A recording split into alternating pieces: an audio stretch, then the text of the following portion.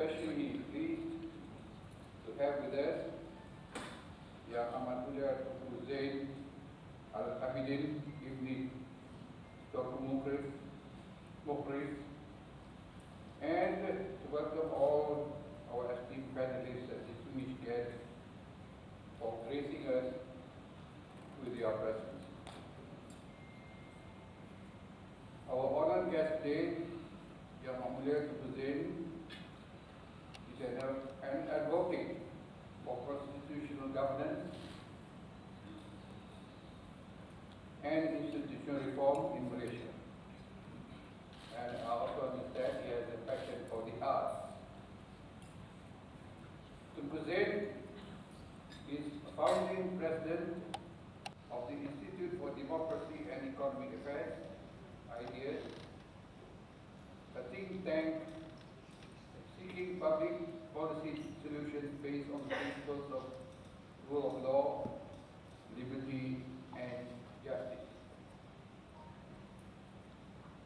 And he is also the author of the foreword in the book we are launching today. In the field of education, Dr. Zain is Pro-Chancellor of UCSI University, Trustee of the Jeffrey Chia Foundation, President of ICAN College, Royal Fellow of the National University of Malaysia, Associate Fellow of University of Technology Mara, and Chairman of Accelerate Malaysia, a leading school for digital skills. In addition to trusteeships of Yayasan Charkit, Yayasan Munara, Yayasan Ideas, and the G25'S Foundation, today also holds several corporate positions as well. The distinguished Fellow of the Institute of Diplomacy and Foreign Relations in Malaysia, Minister of Affairs, and advisor, veteran or committee member of numerous cultural organizations. He wears many hats.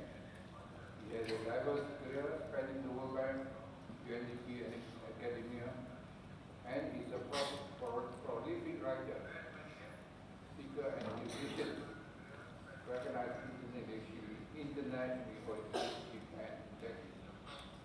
I'm also told that in his spare time, he enjoys playing the piano, tennis, and sport, even serving as president of the Negeri Sembilan Squash Association. Welcome, Yang Mulia Tuku, and all our guests here today. I would also like to express our deepest appreciation to the dedicated members of our G25 book committee. Your unwavering commitment, tireless efforts, and countless hours spent meticulously compiling, editing, and piecing together the book have not gone unnoticed. It is through your dedication and passion that we stand here today, ready to present our collective voice to the world. Tonight, we celebrate more than just the completion of a book.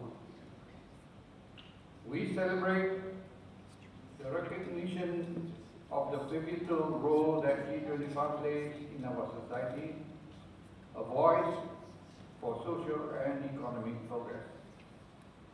Through various mediums, we have articulated our concerns and aspirations for the future of our beloved nation. One founded on the principles of constitutional democracy, based on justice and the rule of law. In the pages of our book, you will find reflections of 10 fundamental themes, each a testament to our unwavering commitment to fostering positive change.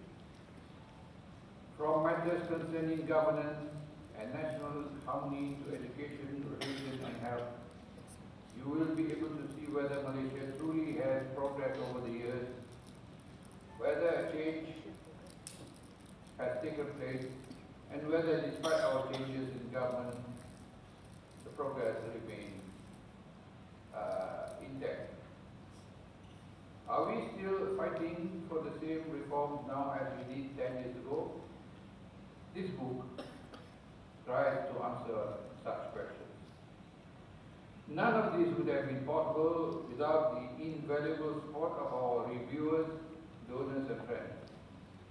Your belief in our vision and your contributions have propelled us forward, fueling our determination to effect meaningful reforms and advancements. As we embark on this journey together, let us remain steadfast in our resolve to uphold the values of respect, tolerance, and acceptance. Let us embrace the rich tapestry of our multicultural nation, united in our pursuit of a society characterized by peace, prosperity, and harmony. Once again, I extend my sincerest gratitude to everyone who has played a part in bringing this book to fruition. May it serve as a beacon of hope and inspiration, igniting the flames of positive change within our hearts and minds. Thank you very much. Thank you, Councillor.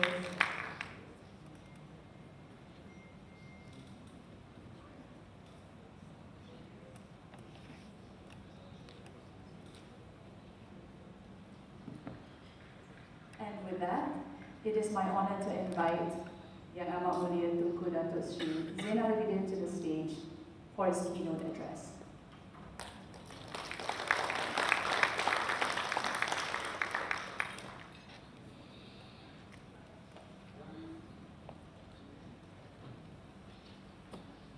Thank you so much. Assalamualaikum warahmatullahi wabarakatuh. And a very good morning. And all distinguished guests. It's great to see some familiar faces in the audience. I literally just finished writing the speech, so inshallah it will be complete. I want to thank the organizers for inviting me to launch today's book. In truth, I do not have much more to say than what I have already written in the foreword, that we should be grateful, for the continued contributions of G25, which have helped shape public opinion and served as a moral compass for many caring Malaysians, especially on the principles of constitutional democracy, the rule of law, justice, and the universal values of basic freedoms. Reading this book at this juncture of our national life provides a timely reminder that the various controversies we have seen this year alone, from socks, the firebombing of shops, to the banning of musicians and comedians, and the tragic murder of 2 policemen recently, alongside ongoing legal cases touching on religious matters. These all did not suddenly emerge out of the vacuum. There have been plenty of incidents, flashpoints before, and the responses or lack thereof have served to embolden certain parties to continually push the envelope. And many of these incidents are referenced in this book of statements. Many of us have seen how, sadly, people who had principles have become subservient to political imperatives over the years. Individuals who were once activists and advocates fighting for important causes like human rights, freedom of expression, institutional reforms, or environmental protection, perhaps thought that they could make a difference by joining the political arena. But we've seen too many times how some of these people have lost their principles even doing a complete 180. And even if you get to the top with all of these machinations, even if you reach that powerful political position, which is why you are compromising, by that time no one trusts you anymore, right? So although I grant that sometimes you get an exception, maybe 1 or 2 of the cabinet ministers today have managed to avoid having to compromise everything. The point is, it's very important that we have people who don't enter the political arena per se, so that they can maintain those principles and values that they have. And the great thing about G25 is that having served the nation for many decades, they continue to speak up, not from the perspective of wanting to become a powerful politician, but from the perspective of being normal citizens. And their contributions are through the ever more important platforms of civil society, advocacy, and activism. And I'm indeed grateful that in all my years of engagement in this space, primarily through the Institute for Democracy and Economic Affairs, IDEAS, I have had the pleasure of engaging with almost all the members of the G25. Through them, I have learned so much about Malaysia's history, about the earlier generations of bureaucrats, about how policy was made, about how diplomatic situations were handled, and about landmark legal cases. And with them, I have served on advisory boards, diplomatic panels, and company boards.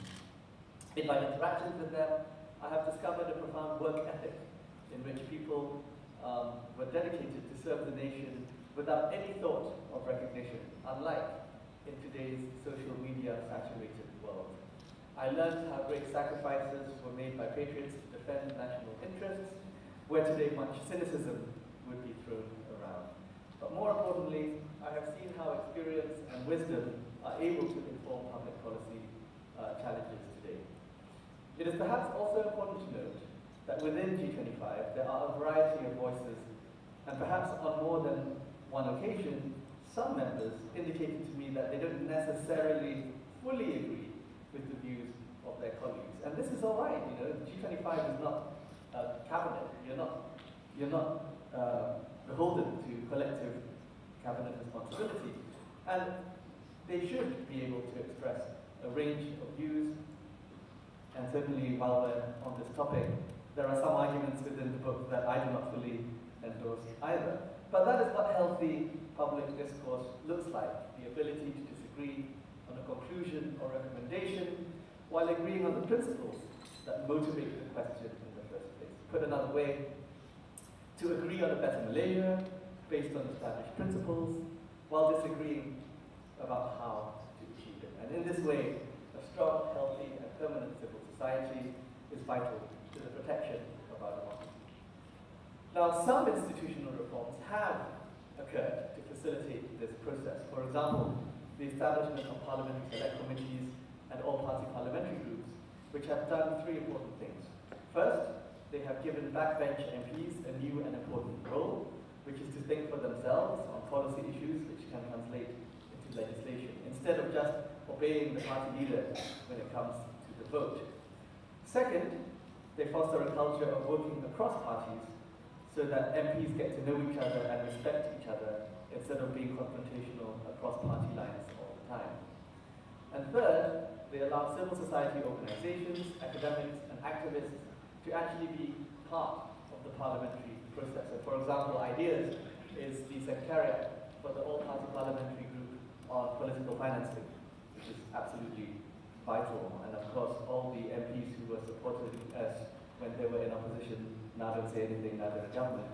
But it is, so this is one example of how institutional reforms can really make a powerful difference to how our laws are made.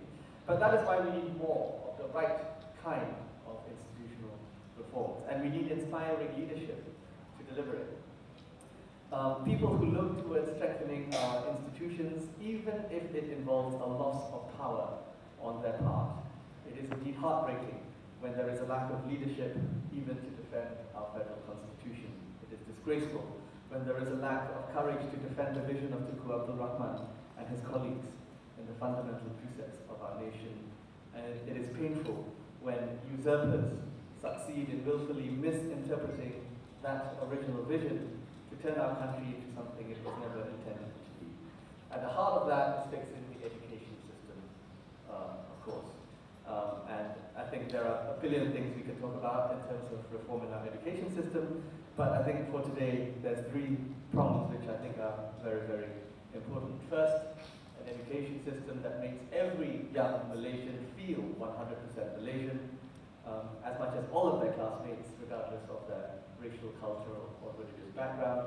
Second, an education system that provides a holistic experience from the perspective of critical thinking and a solid combination of arts and science, instead of the traditional obsession with one or the other. And third, strong civic education that includes a grounding of the federal constitution, how it was written, and why it was written, and why it is so important. Now, I realize that I have a very strong privilege here. I'm able to go into schools. I think many of you who want to go to schools and talk to students find that there is a lot of bureaucracy, and you have to fight with the education department and the principal, and you need approvals at so many levels. I realize I have a privilege, especially in Negeri Sembilan. I can say I want to go to a school, and I go to the school. So I do so as much as I can, and I talk to young Malaysians about our institutions, and it is so depressing that such basic questions need to be answered. Why do we have a constitution? What does it mean to be a federation of states? Why do we have constitutional monarchs? Why do we have 2 chambers of parliament? How are the people in the Dewan Rakyat there? What really are the powers of the police? What is the role of the diplomatic service? What are all these commissions and statutory bodies for? So, we've just lowered the voting age recently to 18, but without a commensurate grounding in these issues and these things on civic education, the room for thinking about the nation gets filled by other things, right? By things which can be put on TikTok, right? By provocateurs, by things which are not actually commensurate with nation building. So I remember, I went through the British system. I remember how the British Constitution, the unwritten British Constitution, was taught to me over the years. When I was very young, in history lessons, there was this big view of painting of Runnymede, right, and King John facing his nobles, and that was the first time. And then a few years later, the same scene is presented, and it's, oh no, this is important because of habeas corpus, this is important because of rule of law. And then later on, it gets taught again, why is Magna Carta so important to human rights statements today? So I think, in Malaysia, we actually can do the same thing. We have similar precedents from our own history, which teaches the development of our constitution, from the agreement between Santa Purba and Dewan Labab Dawan, which, the original social contract between those who govern and those who are governed, with no reference to race. The Batu Bersurat Kenanu, which establishes that the ruler on earth is still subservient to a higher ruler beyond that. Or, of course, the Adat Terpatih of Negeri Sembilan, which explicitly contains elements of decentralization, elections, alongside the matrilinealism for which we are famous. So there are many mechanisms which can be used in pursuit of these reforms. Much has been said about decentralization recently. I'm so excited to see in Sarawak, you have your new autonomy on education. There's this focus on English, but also many other things that you could do in education reform. And I'm cheering them on. I'm cheering.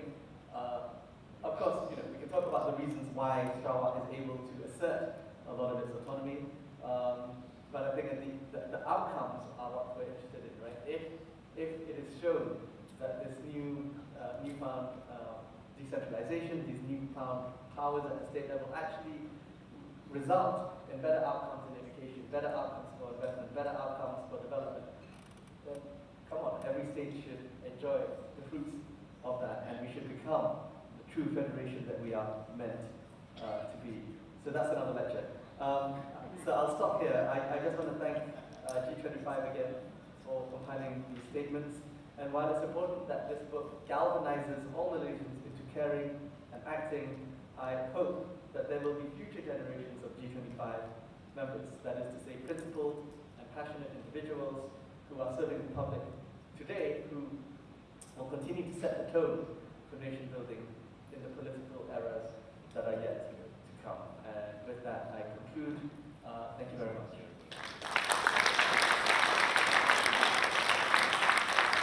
Thank you, Your Honor, for that wonderfully candid speech. May I please ask that you remain on stage? And I would like to invite Tan Sri Muhammad Sharif Muhammad Hassim, Datuk Sri Hishamuddin Yunus, and Datuk Dr. Narima Awin, who formed the G25 Book Committee, to join Tun Zain on stage for the book launch.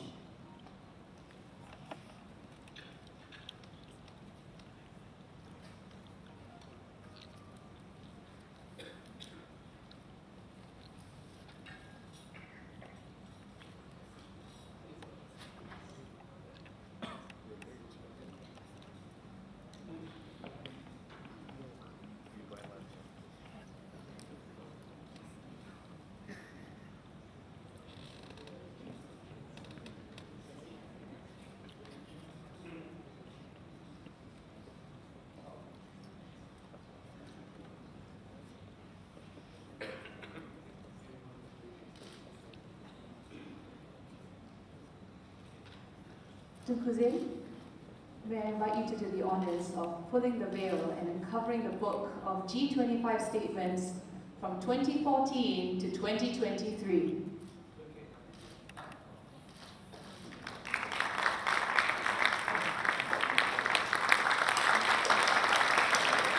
Thank you, Tun Zain.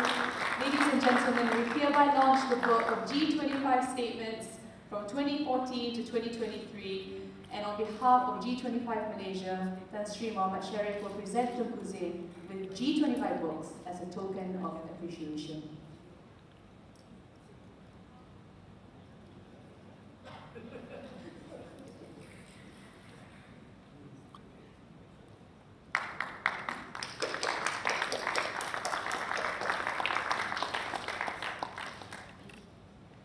To invite Tun Zain, Tan Sri Muhammad Sharif, Datuk Sri Hishamuddin, and Datuk Dr. Narima to make their way back to their seats on the floor.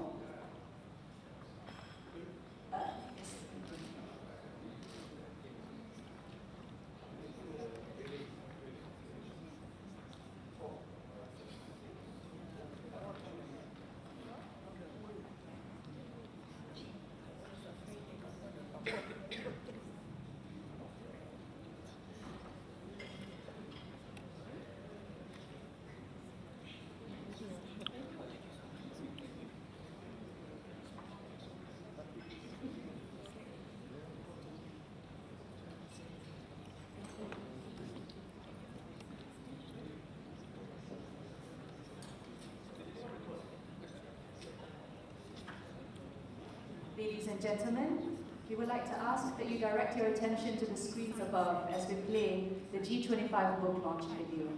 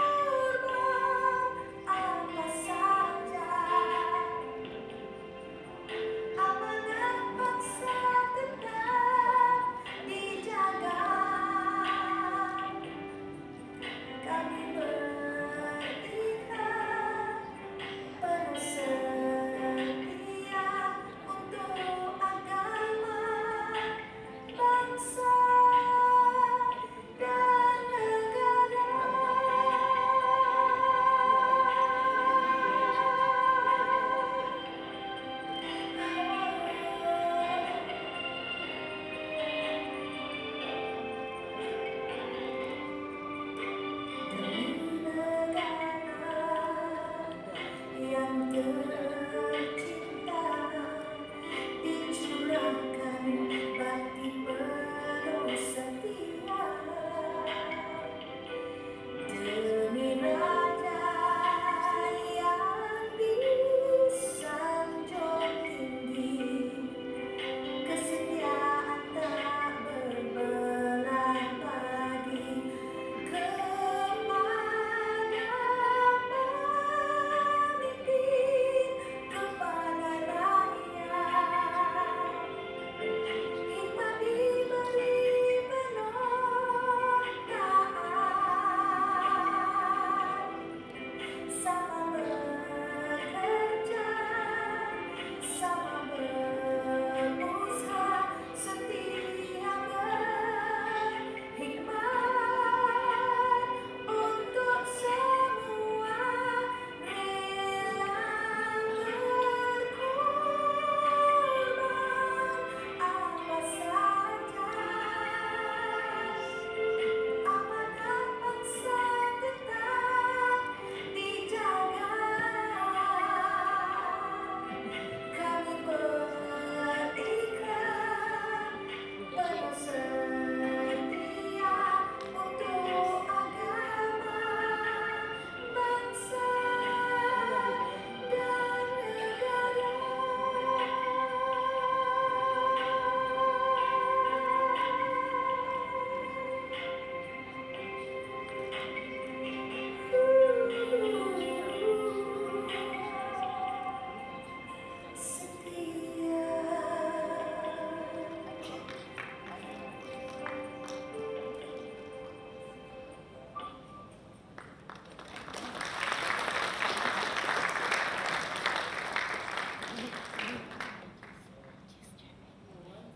Thank you. We will now move on to our forum entitled Institutional Reforms and the Federal Constitution for a Better Malaysia. To begin, it is my pleasure to invite Dato' Dr. Narima Alvin, Dr. Azmi Sharom, Liana Marzuki, and Dr. Said Alwi Al-Sabah to make their way to the seats on stage.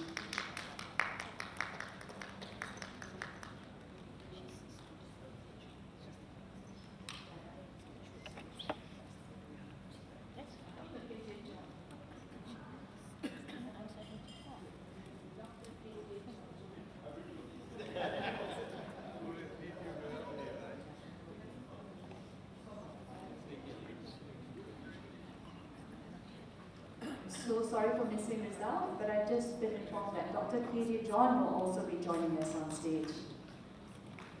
Let's give him a nice round of applause. And as our panelists get settled in, I would like to introduce our moderator for this forum. Dato' Dr. Narima Alvin. She obtained her MBBS degree from India in 1976 and has a master's in public health from the Philippines, obtaining it in 1982. And after serving in the Ministry of Health for almost 30 years in various positions, she retired in January 2007. After retirement, she did not stop. She joined the World Health Organization as Regional Advisor for Maternal and Reproductive Health, first for the Regional Office in Manila, then in the Regional Office in New Delhi, where she retired again in 2013. And from 2013 to 2018, she was invited intermittently by WHO, UNICEF Myanmar as an international consultant for maternal and child health. From 2019 to June 2020, she served as chairman of the National Population and Family Development Board. Since July 2020, she has been working with the UNFPA Malaysia as technical advisor for sexual reproductive health and rights. And last but not least, she is a proud member of G25 Malaysia. Dato' Narima, as the moderator, I now pass the microphone and the floor over to you.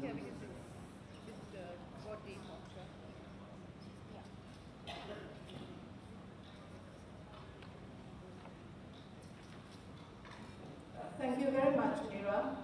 Assalamualaikum warahmatullahi wabarakatuh. A very good morning, salam madani.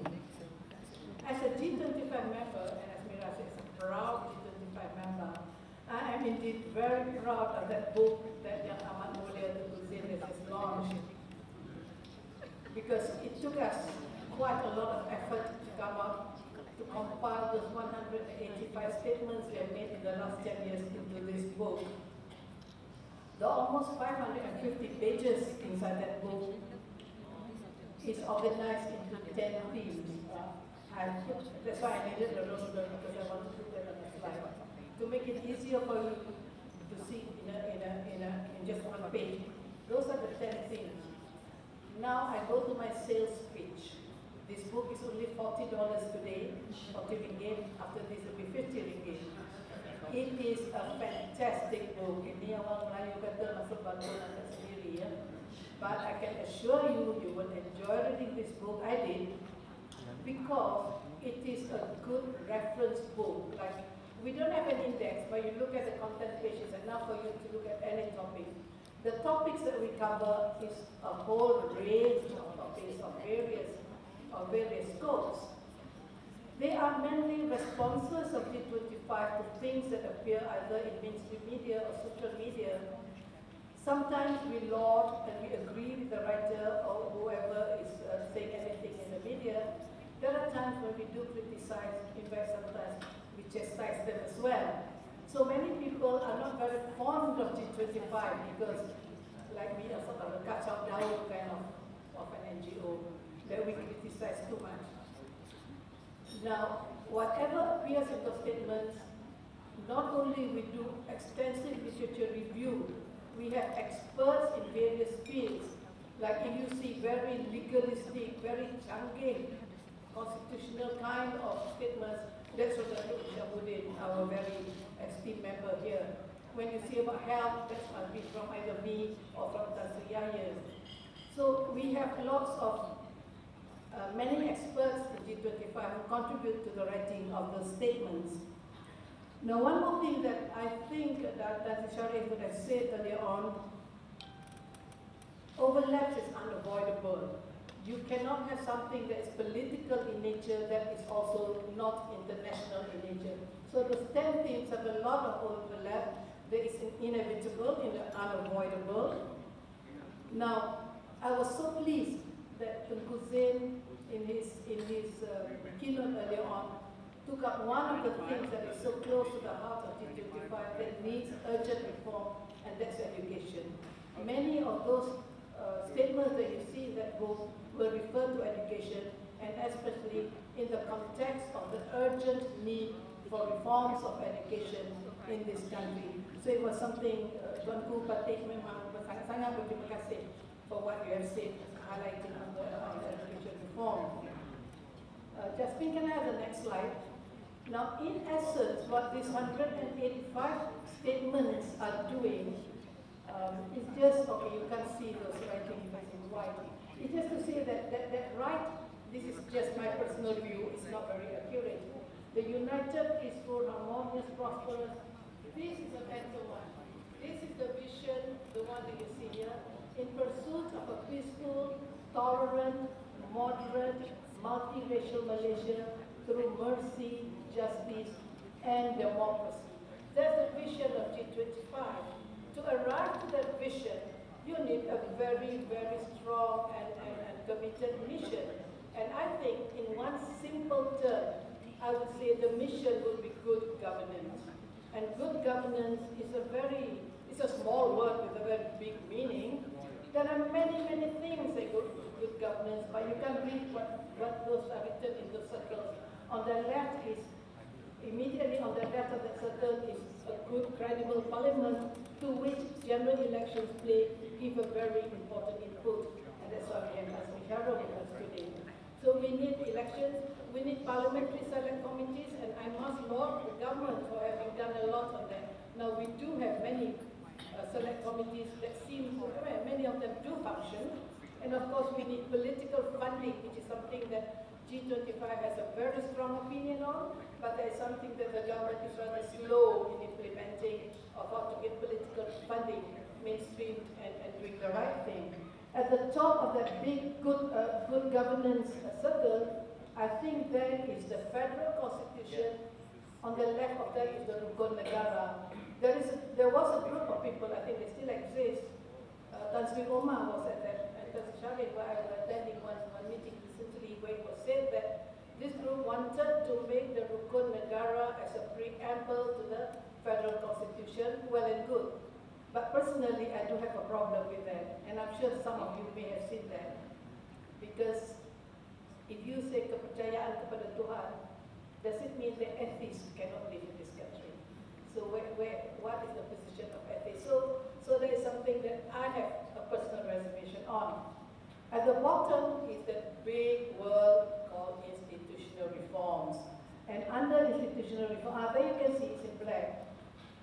What are the things that they reform in this country? Certainly the judiciary, the police, the civil service, KJ John will talk about that later on, education, we're back to education, so I'll be there, and administration of Islam. We may not have enough time to cover all this today, so we have invited my four esteemed panelists today to sort of give their views on these issues that are on my slide, on good governance, on the elements that go into good governance, and what is the situation now, why is it like that, and how do we move forward.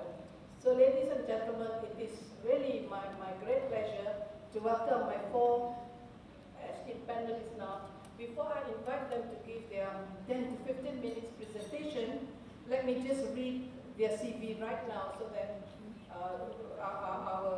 the running of the session will be more smooth if I do it that way. The first speaker who will take the floor will be Dr. Syed Ali Al-Sagaf. Can you raise your hand? Okay. He is a highly accomplished professional. In fact, he is a member, a fellow of the Majlis Professor Negara. Brings together expertise in economics, in law, in technical fields, in management. And he possesses a very distinguished international track record across government, academia, and the corporate sector. He's renowned for his strategic thinking, and I think he's got that special ability to translate complex challenges in the global landscape into actionable solutions, which is what we really need. We can have all the theories, we can have all the strategies, we can have all the big words. How do you make them into actions? And we hope we can learn from it. Our second panelist, Dr. Azmi Sharif, everybody knows Azmi. At least your ponytail, everybody, you're famous for that. I love your ponytail. I used to know Azmi when he was still in academia, in the Faculty of Law. In fact, I used to know him through G25. He was there from 1990 to 2019, quite recent, because in 2019 he went into another realm of his life. His areas of expertise include human rights, private international law, and environmental law. So climate change will be close to your heart, as me. He has over 40 publications, edited 16 books. Not only edits, I believe he's just written a book or he compiled his writings into a book. And I love the title of his book. It's called The Brave New World Reader Seeds. When is it coming out? I'm looking forward to read your book. I know it is coming. Now, since February 2019, and many of you would know Azmi as recently, has been the Deputy Chairperson of the Malaysian Election Commission. A very, very responsible job, a very, very challenging job, and currently, without the chairperson, he is now the acting chairperson, and he just whispered to me he can just do anything he likes. Now, Liana, our only female panelist here, woman panelist, is a political activist and writer, a well-known one. I have to apologize when I say I don't know any Liana Marzuki. They say, what? Everybody knows Liana Marzuki. So, because I'm not on social media. She is a trained lawyer, but like many lawyers, she doesn't practice law at the moment. Very interestingly, I saw that she's been the private secretary and the special task officer to the minister in MITI. And I stopped there, so I asked her, which minister was that? Oh, she said I was there for the 22 months government. Okay, so after 22 months, she lost a job. By the way, Liana, I lost my job as well after 22 months. But somebody asked me recently, Dato' dah pension berapa kali? Saya dah pension 3 kali. I corrected myself. Taklah, saya pencen 2 kali, saya dipecat 1 kali. So I retired from the Ministry of Health, I retired from the United Nations, dan saya dipecat dari LPPKN after 22 months. Yeah. Okay, she has experience in the AG chambers where she was seconded to several ministries, so she must have been involved in the promulgation of laws. I think right now Liana is mainly in the private sector. Our 4th panelist is Dr. KJ John. Also, people know him because he writes a lot. I mean, he has a blog. And he's an ex-PTD officer, a very, very well-known civil activist. Born in 1950, so we're about the same age, John. He's Sungai Petani. His father founded MIC Kelab. So he's born into a political family, and I believe that's where his father must have instilled this very early in his life, things like values, compassion, leadership. He studied at the RMC, Royal Military College. After that, of course, he went to pursue his tertiary education, long story, to culminate in a PhD from the nothing less than the George Washington University. He has worked in Intel, in the Prime Minister's Department. I mean, it's too long, I cannot read all that. Now, this one, something that I still have to talk with John privately later on. He founded something called OHMSI. I can't even remember that acronym, OHMSI. You know what it stands for? Oriental Hearts and Minds Study Initiative. So we are different from the Occidental, I believe, so Oriental Hearts. Okay, he's a prolific writer. I've got 2 of his books called Alamak and Alamak 2. I enjoyed reading your book, John. He's in the process of coming up with a 3rd book, but it is not going to be called Alamak 3, something else, I believe. So, ladies and gentlemen, that is the profile of our 4 panelists. I will now invite Said Alwi to deliver. I give you 10 to 15 minutes, and I'm a very strict chairperson.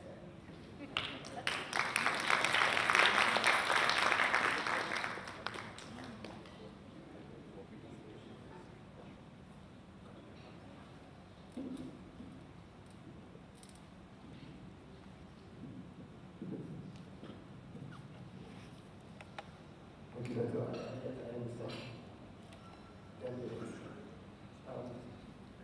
Assalamualaikum warahmatullahi wabarakatuh, and very good morning to the Persatuan and all the country. First of all, thank you for inviting me. G25 to be here on what is to us academician hello crowd. Israel produced very distinguished alumni.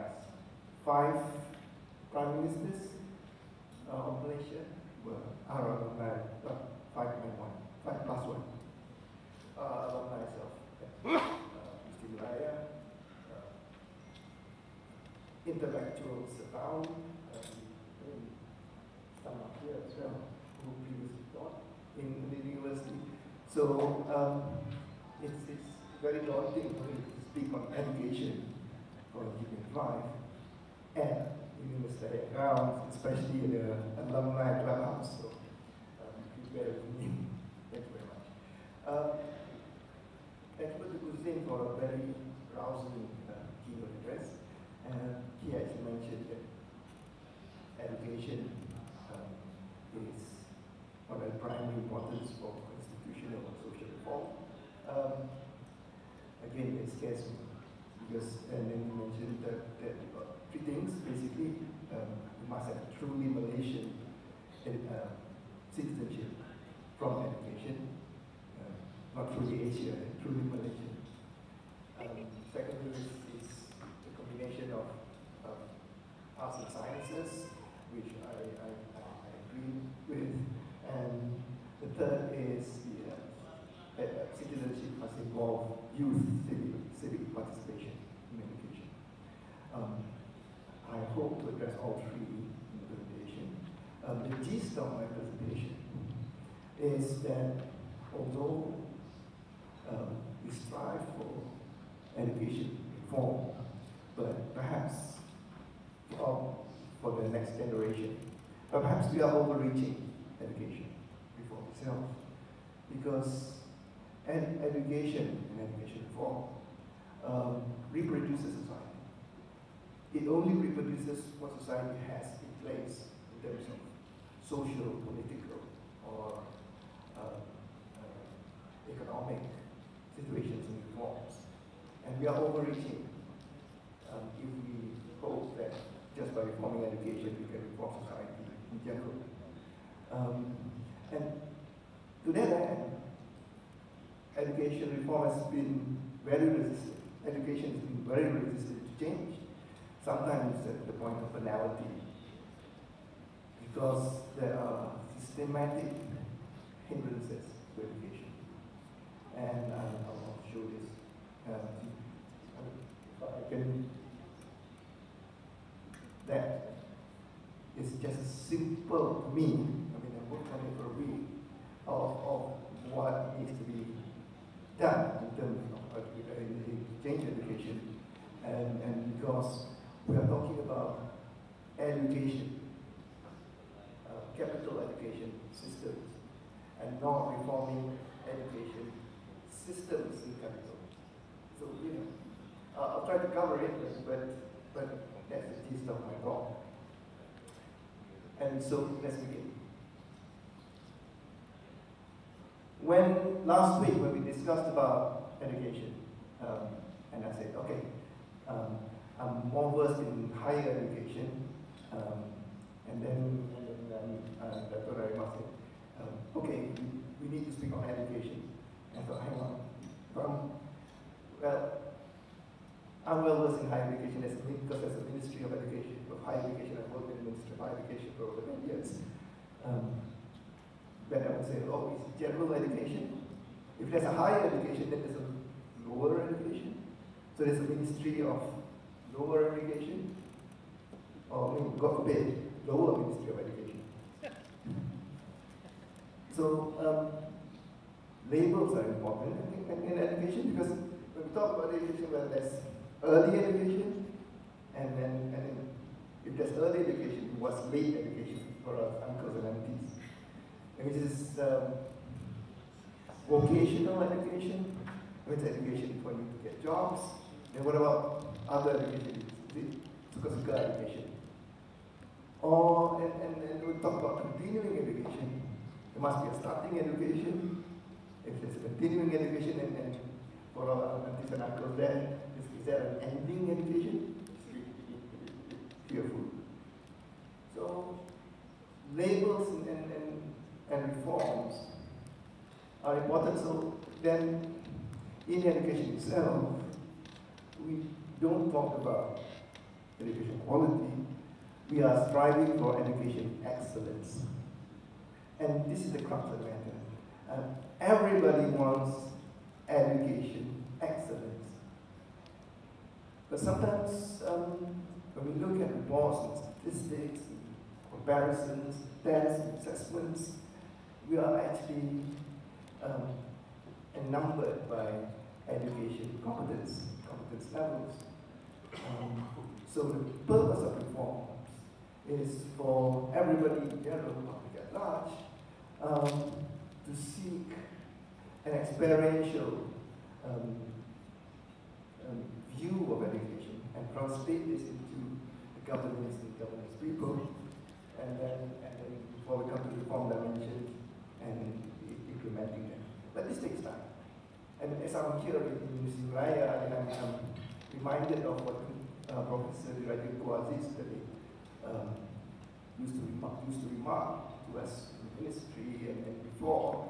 50 years ago, he said, well, terlalu banyak campur tangan, pengajian jadi syakar merebak. This is what he said. It's true 50 years ago, and it's true today. And there's a talk of misunderstanding rather about what is policy reform and what is incidence response. And I understand the importance of education. Although I must point out, the G25 book, Education, is chapter 8, page 427. So you know, page 1. Anyways, and I'm also, if you talk about incidents, the latest one is the World Bank incident.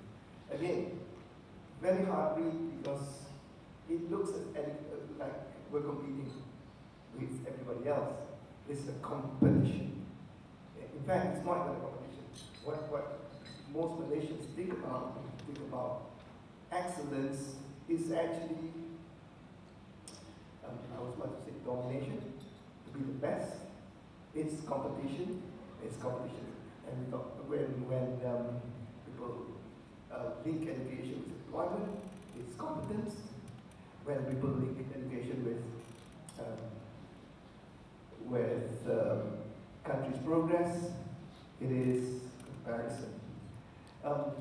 So, since I'm here as well, I'm reminded of another professor from Istimlaya, Syed Alatas, in your eyes, there, where he actually, not philosophize, but he has a deep analysis of education reform. He said, I mean, I quote loosely, perhaps there's a reluctance for us to demonstrate the purpose and the meaning of education. In his book, Education Imperialism, he speaks about how we are dominated by Anglophile, Eurocentric pressures in aligning homogeneity of our education output and our societal output. I do subscribe with that. The tests, the assessments, and all others are not, some education say yes, this neo-colonialism aspects of this era. Perhaps it's not neo-colonialism, if I could phrase it correctly. It's our minds itself.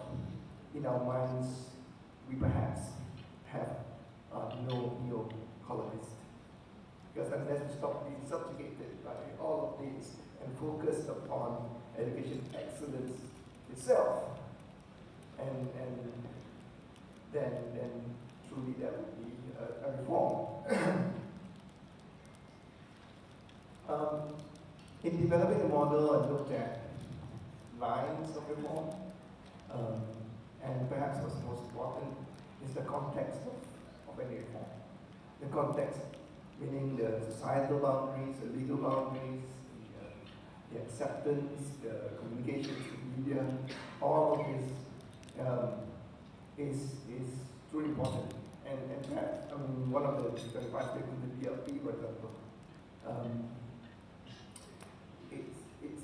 it's difficult because of the context Malaysia is in and the vast differences of each education segment and education population. For example, the UN index indicated that Malaysia had 23% rural population, and there is 77%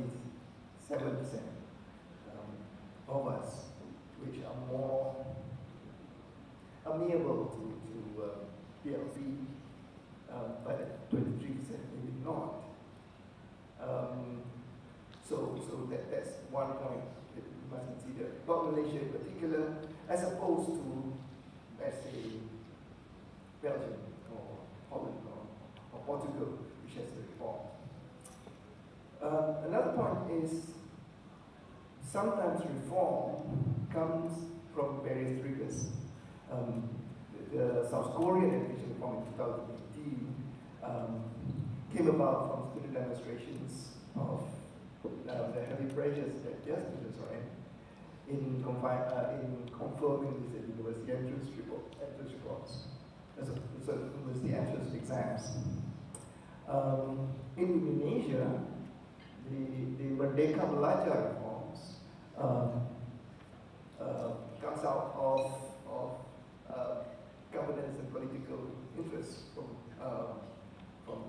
President Jokowi, but it's also supplemented by funding. And last year, Indonesia has the highest allocation for education, 20% of their state budget. in order to support the Merdeka Belajar education reforms.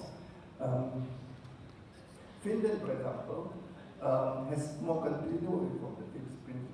The Finland education development initiatives has been ongoing for the past 10 years. China has tried to reform the Gaokao exams from one that's uniform to district-based, perhaps individualized exams, which is quite a big step because China from the Qing dynasty is the ones that come out with the first uniform exams in the world. And so it must be triggered perhaps by certain things to change even the constitution if you want constitutional reforms triggered by education. Fiji changed its constitution in the education aspects after the race riots. So it must be something big. It must be something that is politically enforced, or it must be something continual. That's three triggers of education reform. It's not, well, I'll tell you what it's not. It's not incidence-based. It's not reports and tests and assessments and comparisons with other countries based. It must come from the society itself. So,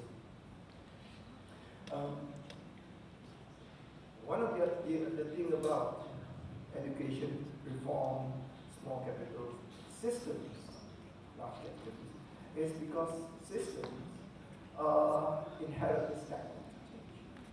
And whatever changes that you make on systems naturally will try to revert back to its initial state, inertia.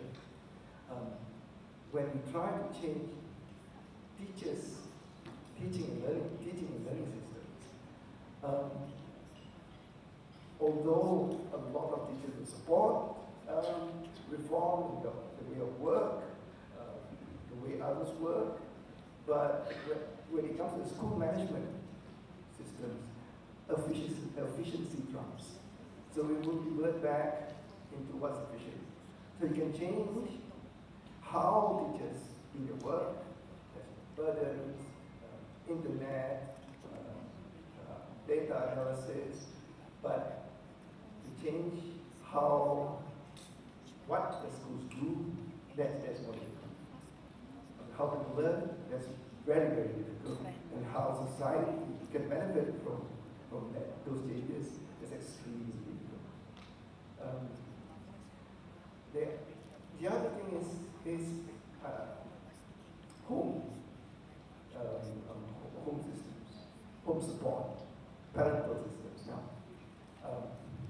that, which as I said, is one of the fundamental crux of excellence in education. And various research, Dr. Syed, 1 more minute. My goodness. So, there's a lot of research. The model is as simple as I can. Each point, we've got examples, so you can put questions. But more important thing is perhaps, if I just want to give one more point, the role of the home, the role of parents in making education reforms is extremely important. We've got example from Kenya, for example, the parent engagement program, where you do workshops. In India, the Python Abhyas program, which teach parents how to do early education to their children, education training. In Singapore and in Japan, for example, we have the revision to the School Education Act, where parents and teachers agree on what goals for each child, and agree that the goals of what their schools have accomplished. But that's also a point about PISA, making small points. The PISA test, when you look at the PISA test, if you read the PISA reports, it's proper. For us, education, we look at PISA as a longitudinal analysis, because the difference between rural and urban education, the gap, the chasm between rich and the poor, and between the students' mental health and mental state education has been worsening. This is a control, and perhaps these are the things that we need to reform, not just the curriculum education system as a whole. Thank you very much. Thank you so much, Professor. And I must apologize for prompting you earlier on, because you must keep it. Thank you very much. Now, that was a very thorough, very comprehensive coverage of something which is rather complex. When I saw your reform mind map, I would even call it mind-boggling. You would take a day to even understand math. So thank you very much. I'm sure the audience is quite excited. Oh, by the way, I forgot to mention earlier on, I had a discussion with the 4 panelists earlier on, and we had agreed among the 5 of us that the Q&A will come after all 4 have made their presentations. It's better that way, because some of the questions may refer to more than one presentation. And I just want to make it clear here that we need to keep the time. And Azmi whispered to me earlier on that he has to leave at 12 noon. In fact, Azmi, I was asking myself last night, how did you escape from Bersih? To me, Bersih and elections are like synonymous. How can Bersih allow you to be here with G25? And I felt so good that you chose us. But now I know that he has to choose both, and at 12 noon, Azmi has to pay his obedience and respect to the Bersih people, and we can understand that. So the Q&A later on, after all the 4 speakers, I'll play it by ear. If need be, we take questions for Azmi first before we take questions for the other panelists. Okay, now it's your turn to make your presentation, Azmi.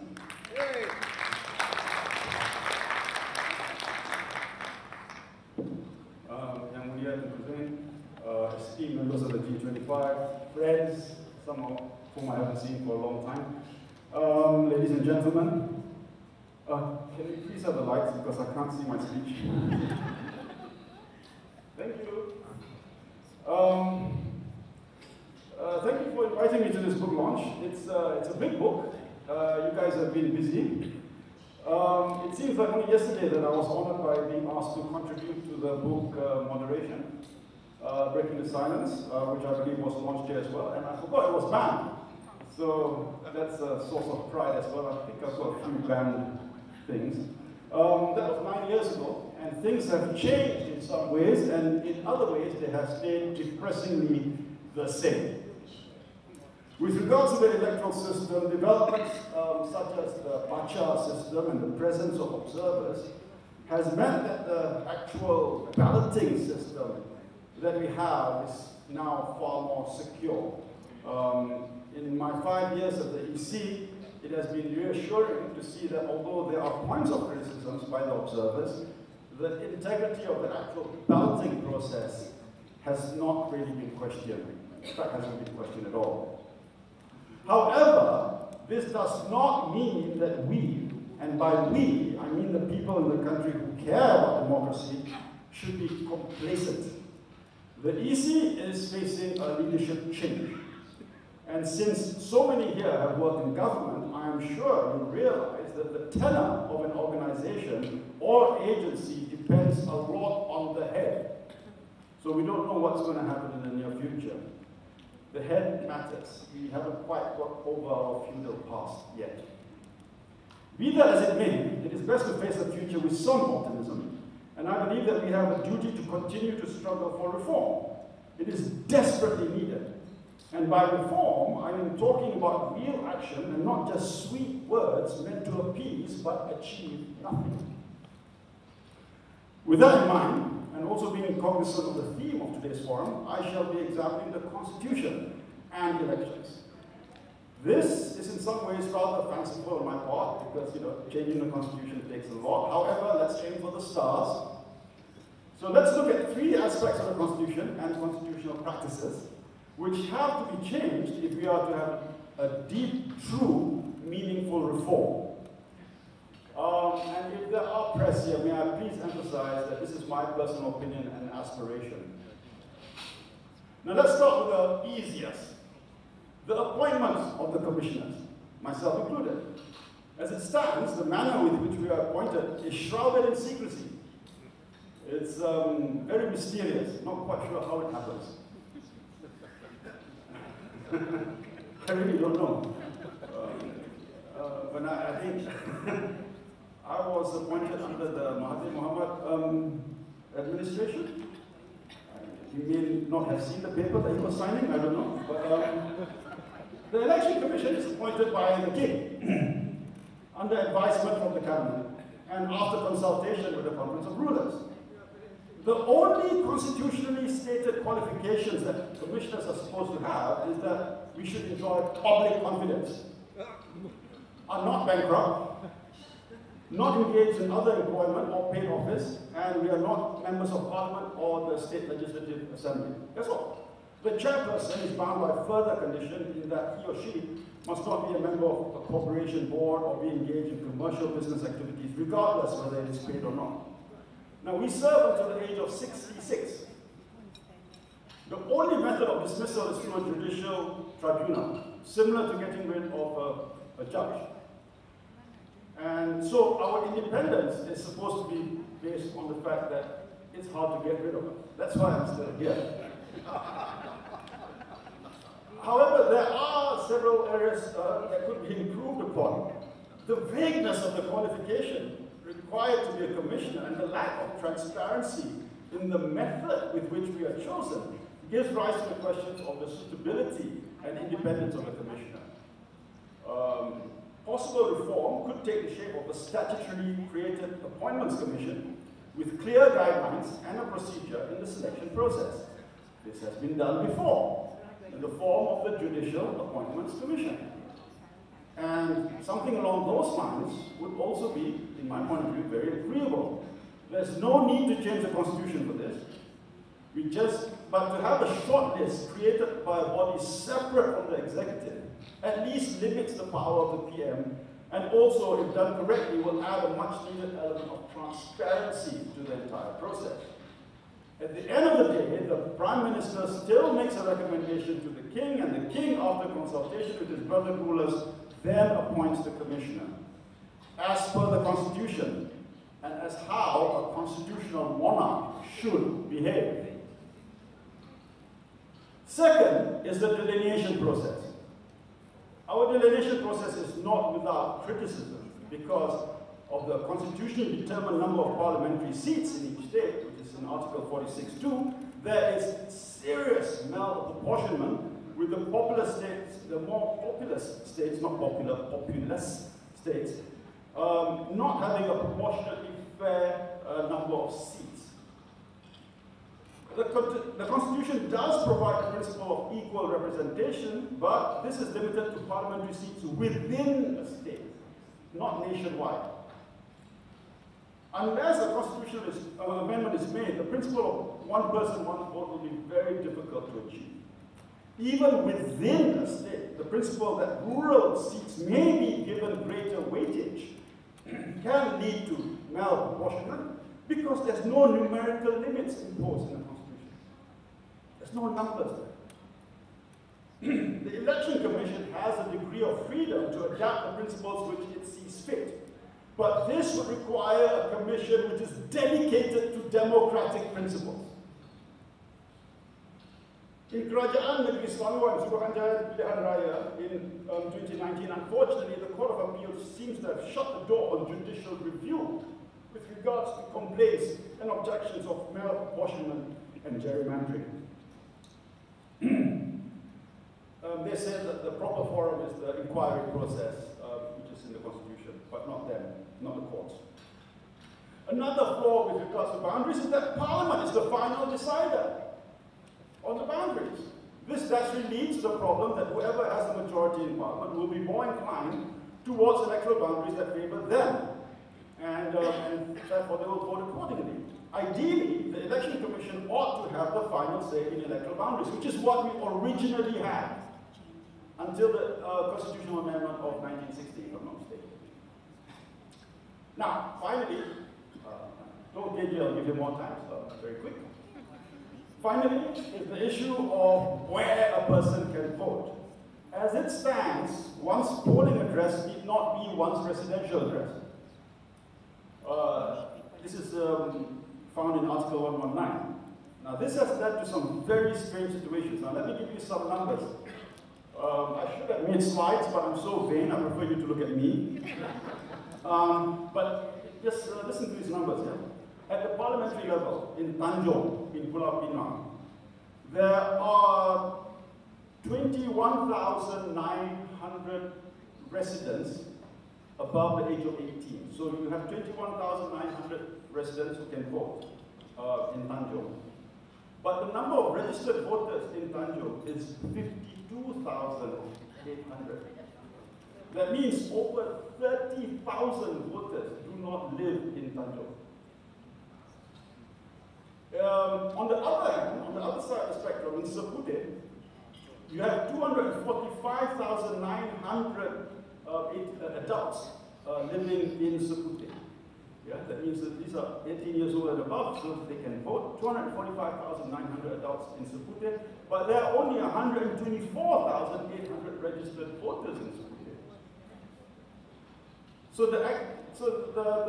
really the MP of Seputeh is serving people who are not actually voting for them. It gets even crazier when you go to the Dun level, the Dewan Undangan Negeri level. In Padang Kota in Penang, there are 3,800 18-year-olds and above who live in Padang Kota. 3,800. But there are 15,400 voters.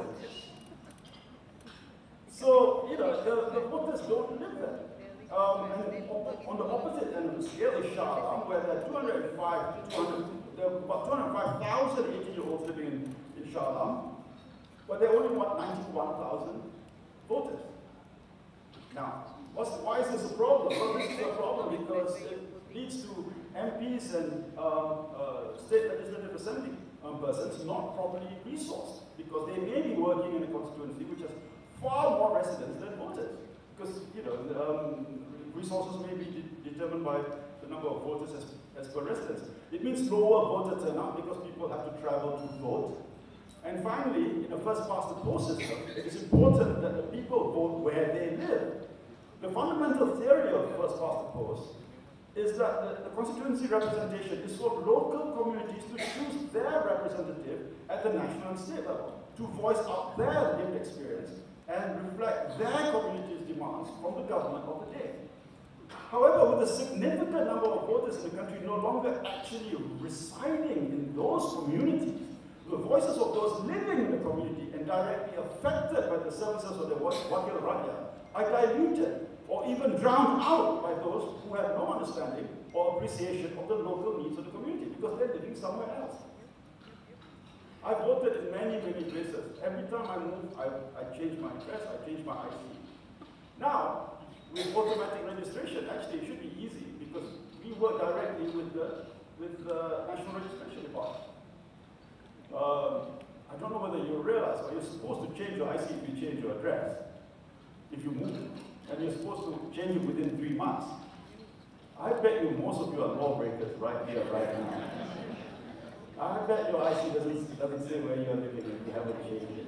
I speak with such pride and confidence because I just changed my IC 2 days ago. But anyway, so we can do this, but it's unfortunate that the Constitution needs to be amended if we are to change this, to make it compulsory that you vote where you live. So these are the three things in the Constitution, which are the three aspects of the Constitution, which I believe requires to be looked at, to be changed perhaps, if we are to really have a better electoral system, a more representative electoral system. But that requires a lot of political will. It requires a government which is serious in reform. But more importantly, it requires the people like the G25, to remind them that this is a serious matter, and it is something which, well, you know, let's stop just talking about reform, let's actually have reform. Thank you very much. Thank you, Ashwin. Yeah, we put the next 1 minute to Thank you very much. So ladies and gentlemen, there's an indomitable Azmi Shaheen. I never thought about this. Do you really vote? I mean, do people really vote in where they live? I mean, until you enlightened me earlier on. So that's very interesting. As many as 30,000 are not accounted for in that particular area. My question is, Peter, you may answer this. How does it compare to other countries? What is it like in other democracies? So listen to the answer later on. Aliana, may I invite you now to use your 10 to 15 minutes?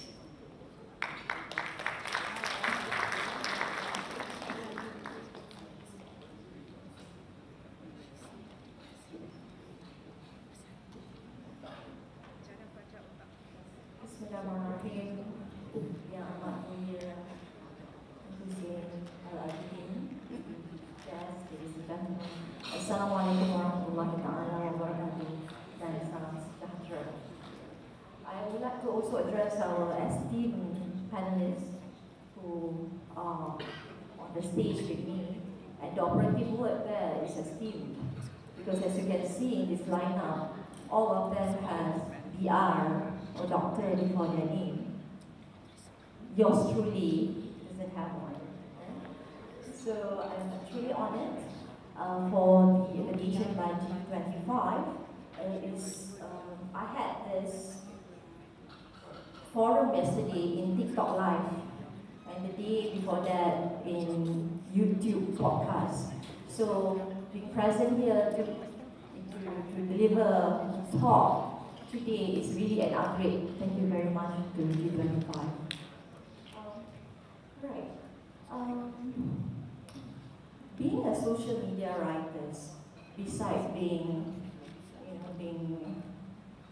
attacked on a daily basis of what you wrote on Facebook, and really facing the cyber war in the trenches every day, the flip side of that is that you can really see in a frontal view the view of the people on the ground, the netizen, how they view certain things, how they feel about certain agendas. And I think the reason G25 invited me today not to give you a scholarly talk, but really, give me the chance to express to you, to tell you what I gathered on the ground, in the net, by the netizens. So hence the topic that I chose for my presentation today is institutional reforms and omnibus perspective.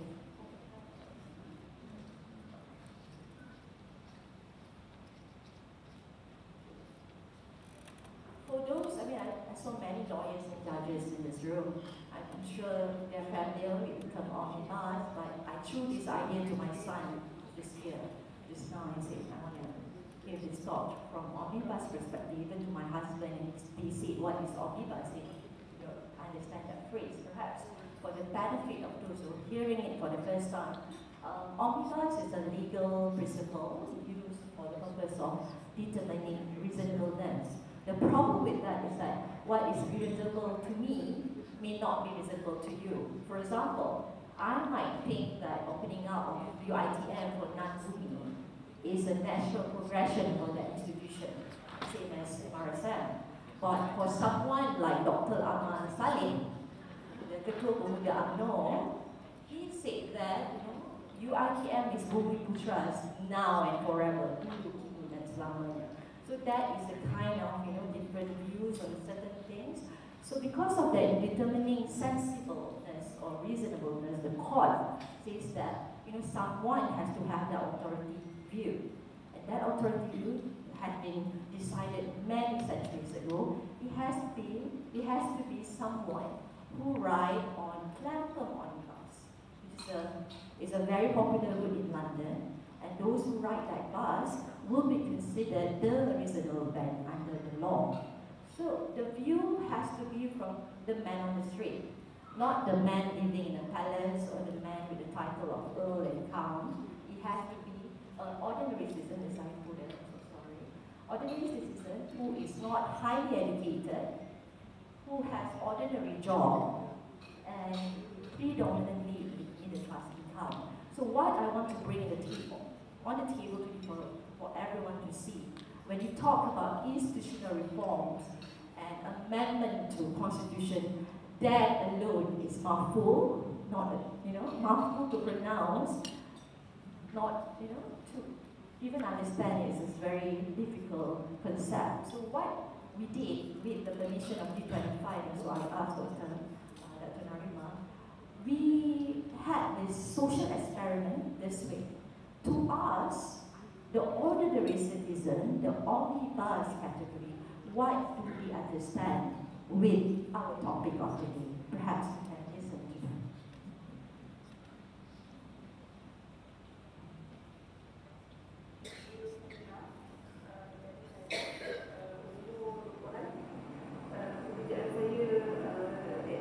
Nama saya Muhammad Muhammad, umur 33 tahun, kerja sebagai pembantu pejabat. Hai, saya Nini, berusia tahun ini 30 tahun dan saya bekerja sebagai seorang editor.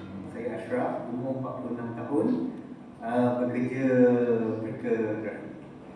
Saya Aida dan saya berjaya bekerja sebagai pengurus keuangan. Selalu tak dengar reformasi? Kurang, saya tak boleh tahu. Tak tahu reformasi institusi? Pun saya tak tahu. Tak tahu. Kalau kita sebut reformasi, mungkin perubahan ke arah topik yang baik lah kot. Kalau reformasi institusi, apa dia? Saya tak berapa nak tahu sangat lah. Reformasi institusi. Kalau yang kita dengar sekarang tu, tata kelola lah yang nak improvekan. Boleh tak bagi contoh institusi yang perlu direform? Reformasi institusi itu macam mana?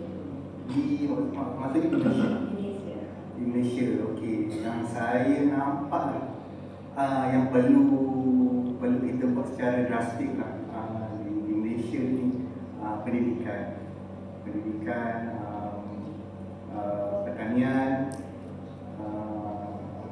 dan apa ni satu lagi ni infrastruktur. Kadang-kadang nak pembiayaan politik. Ada baca ke? Tapi tak tahu secara kalau nak cuba bagi kamu apa yang difaham tentang akta tu? Akta pembiayaan politik. Untuk meletakkan SPRM di bawah Banquet. Pandangan Cik adakah itu akan memberikan kepada rakyat? bagi saya SPRM jangan berada di bawah parlimen. Dia sepatutnya satu badan yang kekal neutral yang tidak menjawab kepada mana-mana pihak atasan kecuali rakyat. Rakyat kamu cakap dia nak reformasi. Ada nampak tak reformasi sekarang macam? So far banyak yang katakan pasal governance sekarang lah untuk corruption lah. Mungkin adalah banyak lah satu corruption sebelumnya. Jadi reformasi nampak lebih banyak kepada korupsi. Yes, kan? Yang perlu bagi pandangan saya perlu diatasi. Terdapat reformasi yang dijalankan hingga akhirnya sekarang isu ayam tu stabil dan sebagainya. Untuk antara usaha reformasi kita nampak lah. Mungkin yang lagi nak nampak reformasi ekonomi ke reformasi institusi? Pada saya kena jalan sendiri. Kena jalan sendiri. Satu yang utama, ekonomi reform ke institusi reform? Saya rasa perlu seiring buat sebab ekonomi pun perlu juga untuk membantu rakyat. Bantuan kepada rakyat. Ada nampak sama juga atau sekarang lebih baik ke, dulu lebih baik ke? Ada bantuan apa-apa tak yang Cik Bayu terima? Saya tak adalah, tapi saya kira sekarang ni lagi okey lah. Lagi okey bantuannya? Ya. Oh, okey.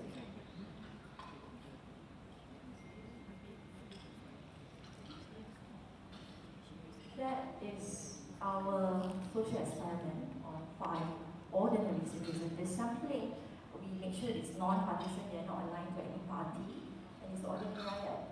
We have one SPF holder there, 2 diploma holder and 1 degree holder expressing their view on institutional reforms and what they understand with constitutional amendments. So what I can gather is that all of them has no or little knowledge on institutional reforms. They don't get it, right?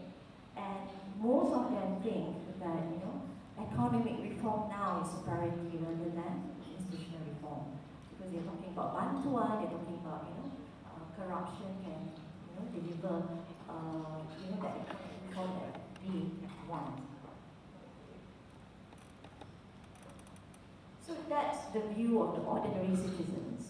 I'm sure Dr. Narma will be happy with this slide, this ideas blueprint. This is the idea of think tank and CSO on how we view institutional reforms. It's a very complete and comprehensive blueprint there covering many angles. Right? And what I can gather from my readings, what is captured as institutional reform by Bursaid, by TI, by G25 is these 5 key elements. Number one is very urgent, that's been pushed for the past 5 years, is Political Funding Act. Number 2 is the independent institution, for example SPM, to be parked under Parliament. There was also this news that the King wanted SPRM to be parked under him. So that's another colony altogether. Number 3 is separation between AG and public prosecutor. Number 4 is the fixed term for Prime Minister. And number 5 is, of course, the electoral reforms that have been touched by Dr. Azmi just now. So these are the key, you know, always in the media that we pick up. These are the institutional reforms that have been demanded by CSO and also the PNM. But what has happened so far? What did the government deliver for us to us? So these are the certain media report that I can show to you. 12 Nation Plan Review, government committed to enacting political funding law by 2025. When I was in the government with AG25'S, I know the draft Political Funding Act was already finalized by AG25'S in 2016. The draft is already there. So, yeah, the draft is already there with AG25'S, but they need until 2025 to table it in Parliament, so we wonder why. More reforms for 2024, but AG office separation may no longer, says the law minister. Bukan mudah meletakkan SPRM bawah Parliament. That's the news, what we gathered. Fixed Term Parliament Act does not include fixed term PM. So they say they want fixed term Parliament, but not fixed term PM. And Malaysia debates controversial fixed term law to prevent Anwar's government from being toppled. So we asked for fixed term for PM, but the parity is fixed term for government. You can see the parity has changed once it's out there. So why the delay, you may ask? So I got this answer from the Prime Minister himself last 2 weeks during the Kuwait Investment Forum. Perhaps I can listen to. Yeah. Well, we have undertaken this little measures. I had a system where we have 1.5 trillion debt deficit for 5.6. Now I have to deal with this. Now, an abrupt, radical change would result in a lot of frustrations and anger. We have seen the so-called reform agenda in many of the countries in Europe. It's a disaster. You assume that the elites have all the answers without even interacting with the masses. And I think this is the flaw, basic flaw of the so-called elitist democratic ideals.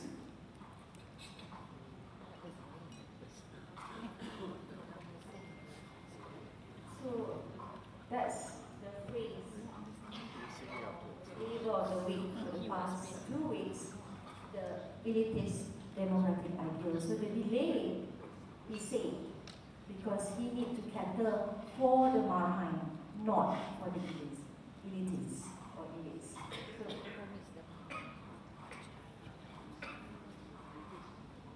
someone said that, you know, there's this tendency of PM saying different differently at different time, and currently saying different things, but I have tried to research on this topic, and I found that he has been consistent in, coming up with that elitist democratic ideals, because in 2016 he said, don't let elite decide nation future. On 2019 he said, government succumb to urban elites disconnected from rural Malays. Again in 2016 he said, urban elite may have misunderstood my criticism on the government. So he has been consistent on this, and these are the person that we rely on hope to do our institutional reform.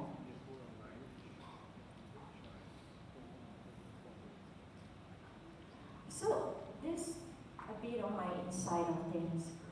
When the think tank and the civil society asked for these 5 priority areas for institutional reform, at the end of the day, what I can see is that all these 5 reforms will affect the politicians.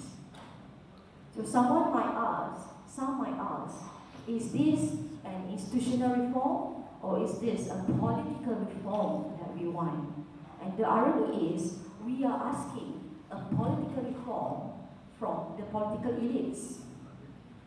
So perhaps that's the answer, why there's a delay, why they want to cater for the maritime first and all that. Because for me, all that we are demanding is actually affecting the politicians, and they will take time, to really put that regulation or impose that parameters on them.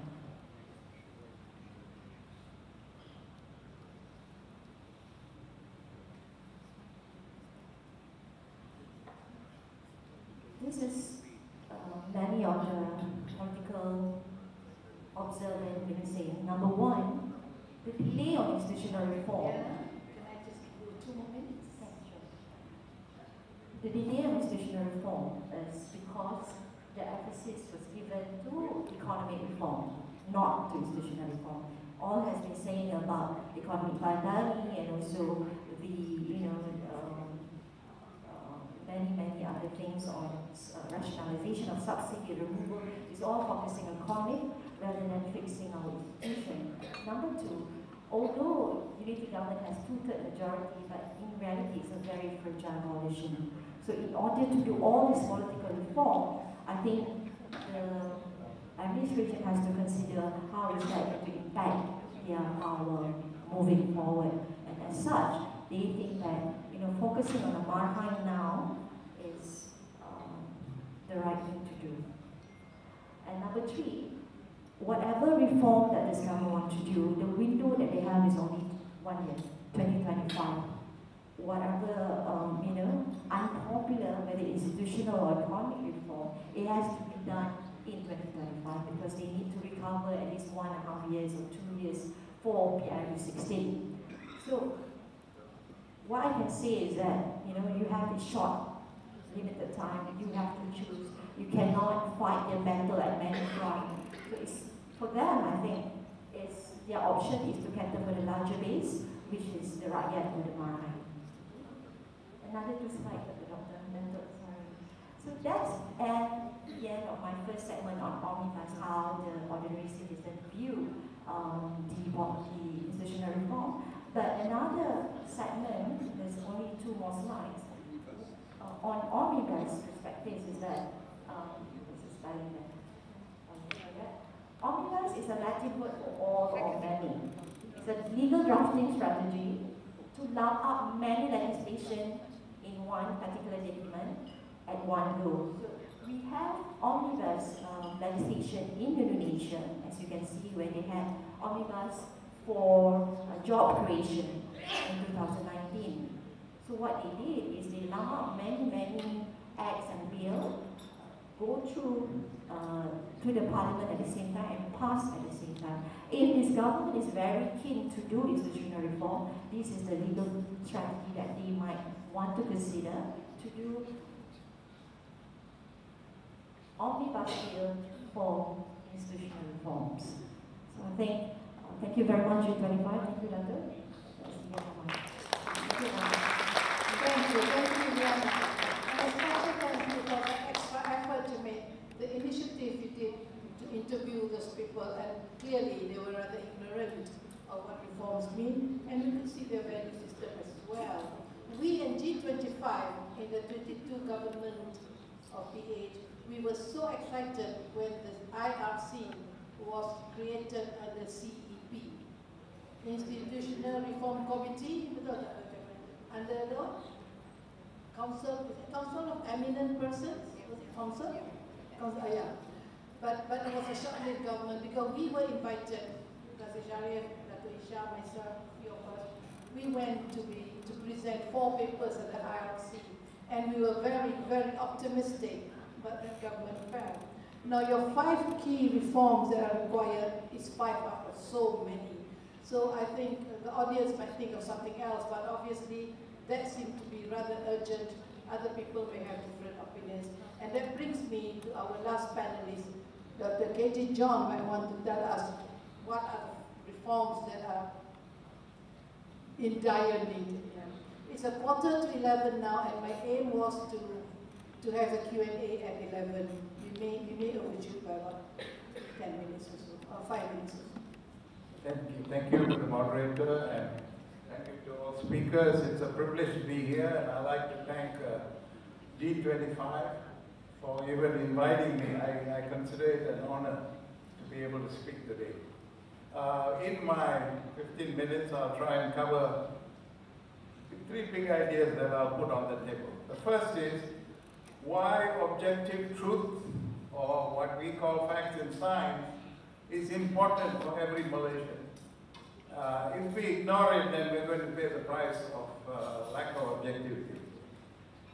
Second, why is public service today in Malaysia more important than media? Now, why, you may think, why pick on media? I'll explain the reason and logic for that as I go along. But why is public service even more important today? And thirdly, I will talk about what I call compositional integrity, which we lack in the civil service today. So with that, allow me to begin by first talking about the topic. When I wrote this, I was thinking, what topic? And I got a hint from my good friend, Dr. Hishamuddin Yunus. Neutrality of the public service was the theme that I should focus. And that's been, actually, he hit the nail on the head, because it's something that I'd gone to Parliament in 2006 and presented publicly in the Parliamentary Special Committee on Integrity. So it's not a new idea, but this kick-started me to think about it again. So that will be the topic. And what is the background? Why am I suddenly bringing it up today, especially? Because public service has lost its, what I'll call, foundational links in modern science. What do I mean? We have lost our capacity for logical reasoning and taking a position based on an argument to build up a case and make a logical argument.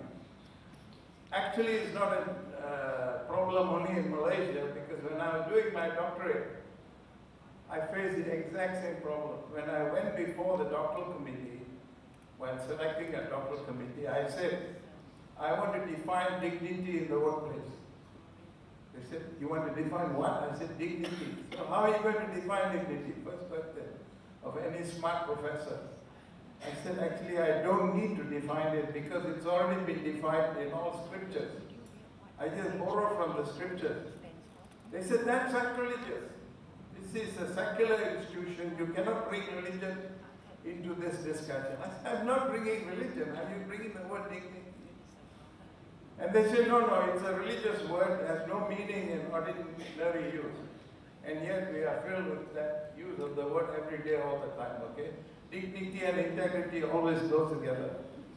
Anyway, the short end of it was I had to invite Professor Sheikh Hussein Nas, the GW Professor of Philosophy, Science and Religion. Actually, he's official title is Professor of Islam. He's a Persian, which means he's an Iranian, okay? And he's been living in the Washington, D.C. area since he traveled lari from Iran with the fall of the Shah of Iran. Anyway, he speaks 7 languages, and I had to invite him on my committee just so that I could keep the other 2 Western professors quiet. Okay? So that's the starting point. Now I want to bring that forward to Malaysia. Why is that an important question for us? And let me put it this way. We are facing what I will call 4th level terminal cancer in the civil service. We have 4th stage terminal cancer in the civil service. The only next step is death, actually. Serious. The next step is death. And let me just colloquially give one example. There was a former chief secretary, I don't name him because he was my colleague in MITI, who went to court and publicly acknowledged that he got paid 30,000 a month for 6 months, but he didn't know the reason he got paid. This is court document. I'm putting somebody down, okay? That day, my heart dropped, and I said, I think the civil service must be dead. Okay? This is the serious issue facing us. So, how do I frame it as a problem? How do I get this thing to work?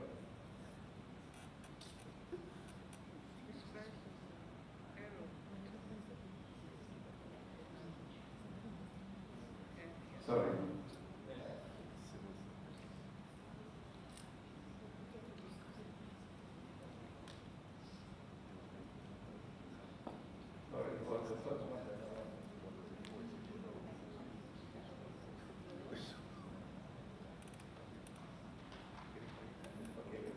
So, I will start here.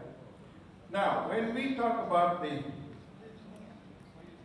neutrality of the public services, I'm going to juxtapose why the public service needs to be, in Malaysia, taught against the media.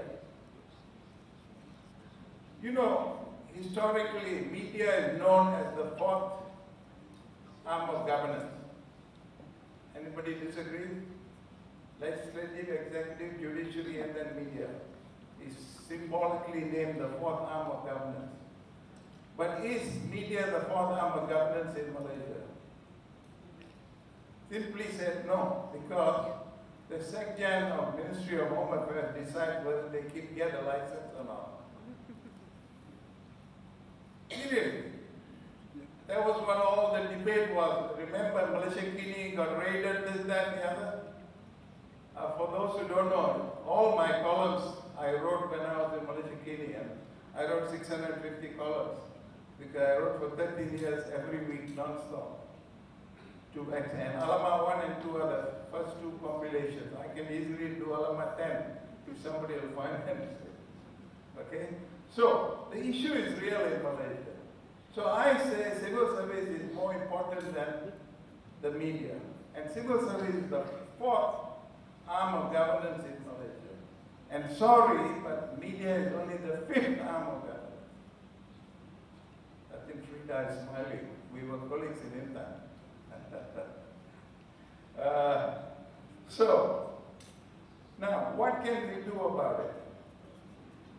My view is, we are in 4th stage cancer, and the only way we can move forward is if we create a truth verification process for ourselves. All truth can be verified quite easily, and I think Professor Azmi's suggestion that we vote where we pay taxes, assessment especially, is the right way to go. And I would like to say I went to Parliament and made a suggestion round 2 with LANGSUNG at the chair, but he rejected the idea. And so you see this discrepancy between voting season, all my Kelantan friends balik kampung to vote. Okay, this is the reality. So how do we move towards objective reality? My answer is simple. If we authenticate all truth in our vicinity, now how can we do that? For example, those who know me know I was born in Kelab. And as introduced, my father is one of the 4 founders of Kedah MIC. One of the others was Chandra Musafar's grandfather on the mother's side, and 2 other people. Okay, Dato K.K. Nair and another of my uncles. They were the 4 founders. Now, if you want to verify that, it's not difficult. You go to Sungai Tani, you locate all these people and track back, you find their great-grandchildren, ask them, I want to hear the story of your father or grandfather. You could easily locate and find out the truth. So I can be put in factually truth. But why is it Indians and Chinese in Malaysia are called Pandatan when we don't call the Deputy Prime Minister, whose grandfather is going to Asia, a Pandatan? I'm asking a serious question because this is objective reality. If we cannot accept objective reality at this level, then we're just kidding ourselves. Let's do whatever we want, why bother? Let's not be serious. I'm serious. That's the only reasonable way forward. So when I went before the SPCI, or Special Parliamentary Committee on Integrity, the chairman was Pastor Bernard Dombo. My colleagues from Sabah, they're big boss there. He knows, I talk about this, okay? Tansri knows about it, okay? And the deputy chair, believe it or not, was Mr. Lim Kit Siang. So I went for the Kit Siang book launch when Kit Tuan Chai wrote the book, and I went to see YB, and I said, YB, why was my 2006 complaint to Parliament ignored? He said, KJ, we just have to work harder. I like this manga, but that didn't answer my question.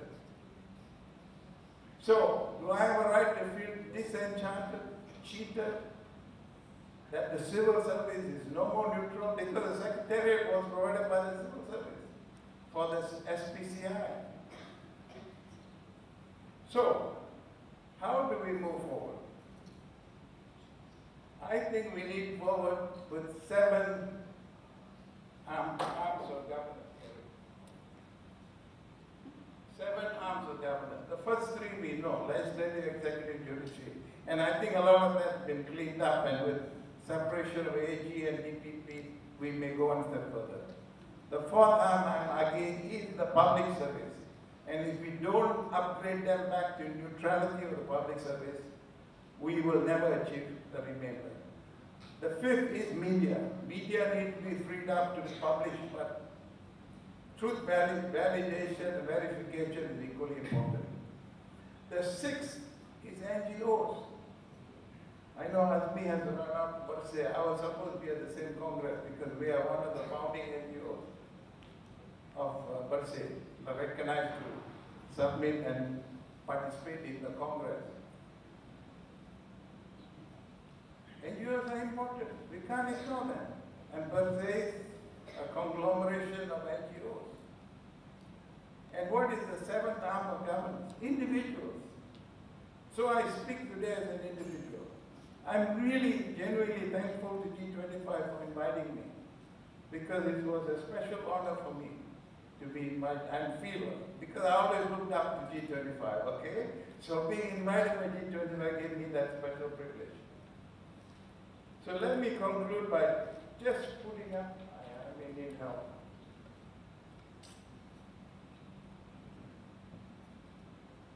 Okay, the problem statement I already presented to Parliament on 13th of February 2006. I call myself a whistleblower. By then, Idris Jala had defined who is a whistleblower in his Mars report. He introduced the term before the government accepted it, but in Malaysian Airlines report, he called it define a whistleblower. I borrowed the definition. And I made 7 statements to the committee. I just highlight this for the record. Actually, I'm taking this matter up through the courts because I'm not done. with my neutrality of civil service idea. I hope to take this up. I've been in touch with Dato' Johari Abdul Tansri now, and I'm working with some of his officers because they told me how to meander through some of the parliamentary processes, because that 2006 last government didn't finish their term, so they died in between terms. And because of that, the whole report never got anywhere. I've done some research on that and hope to achieve it. But let me move forward to the next one. This was the issue of concern I tabled in that report, that the SPCI reviews the nature of public services in Malaysia and consider whether we can afford a non-neutral public service to serve any government of the day. These are exact words from my conclusion. And my conclusion was something like this. Premised upon all the arguments I presented today, then in 2006 and today in my presentation, professionalism as a value and work ethic needs to be re-established within the public services to ensure that public services remain loyal to the government of the day and the national interest, but always serving the public interest in every way and in every case. These definitions can be reviewed later if somebody wants to ask a question. So, my concluding statement is it time for the public services also to have a professional code of ethics? Doctors have it, lawyers have it, they all have an oversight body. Who polices the public service for neutrality? And how are these filed? JPA? I'm sorry, I have no confidence in JPA. Not even the, because they all PTD officers. KSN, JPA, head of KSP, they all PTD officers.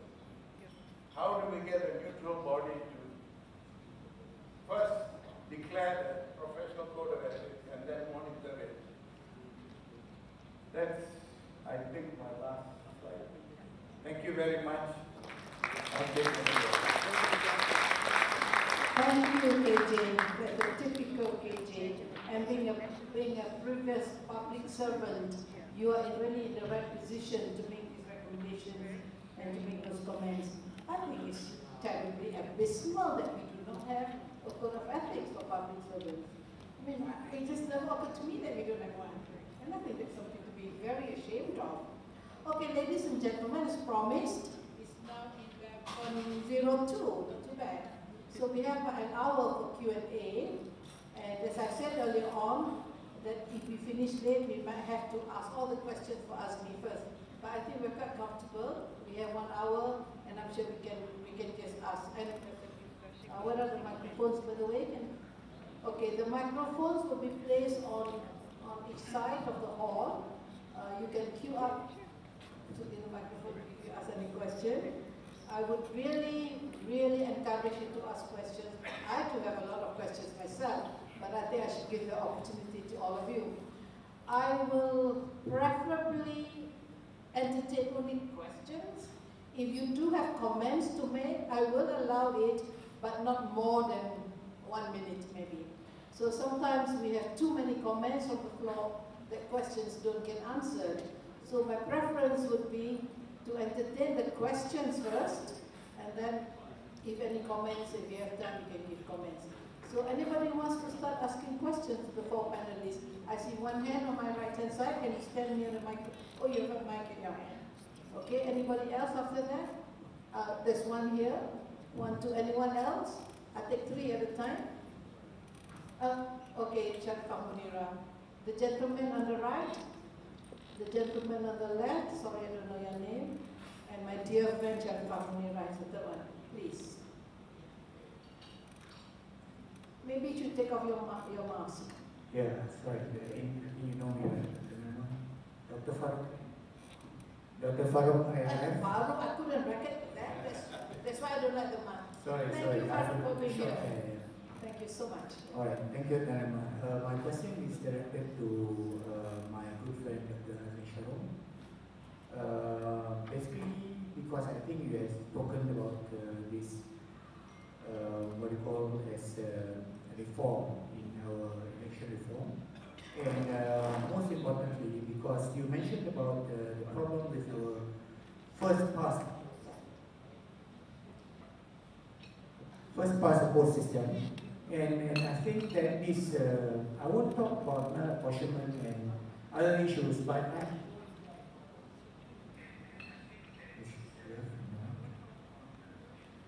I'll just, because as a former deputy chairperson,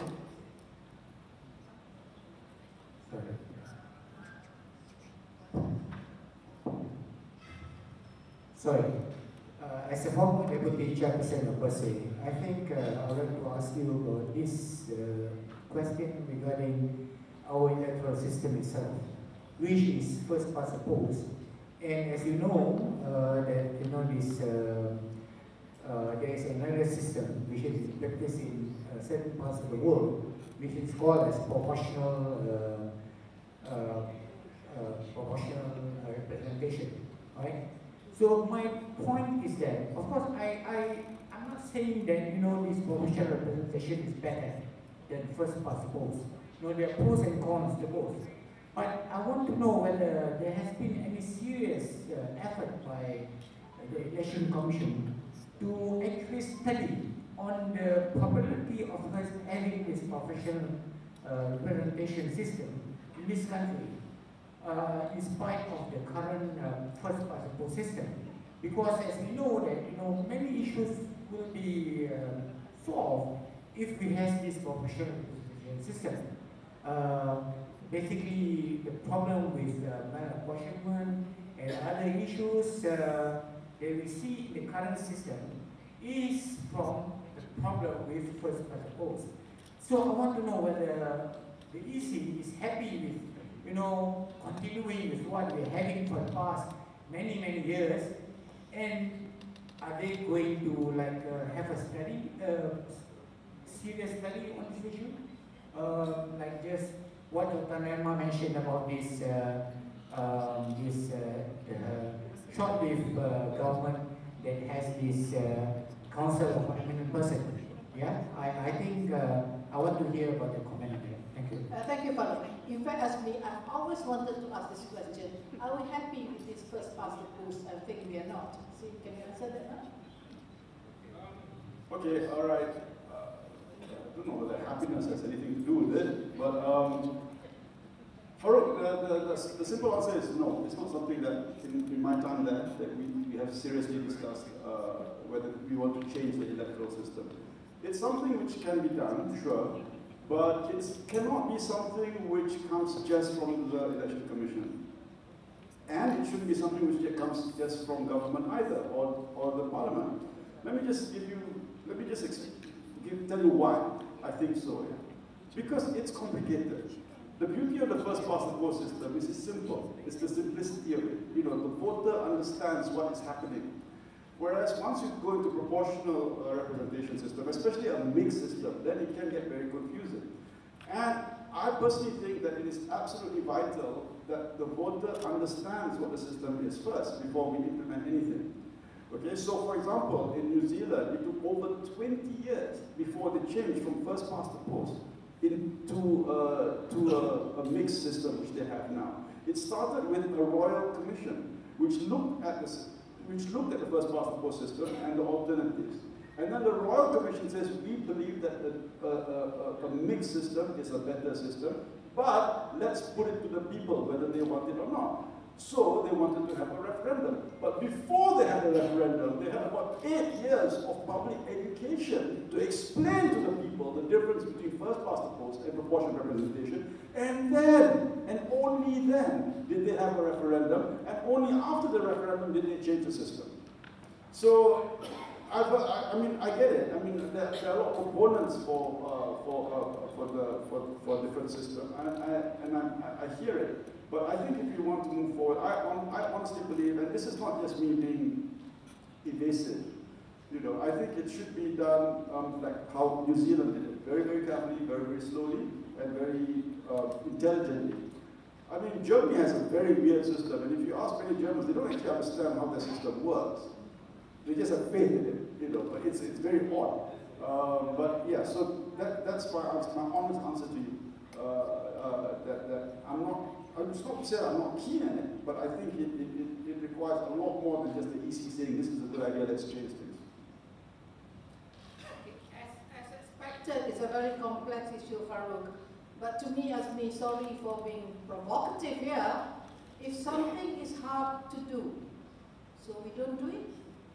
No, if something is hard to do, we'll try and do it. Okay, we made it 20 years at New Zealand, but I'm glad that you're looking at it from all angles, but I know how complex the situation is. So Farouk, we can have a private conversation with us some other time. Can I get the gentleman on the left? What's his name? Colin. Oh, Colin, I haven't seen you for a long time. Thank you for coming.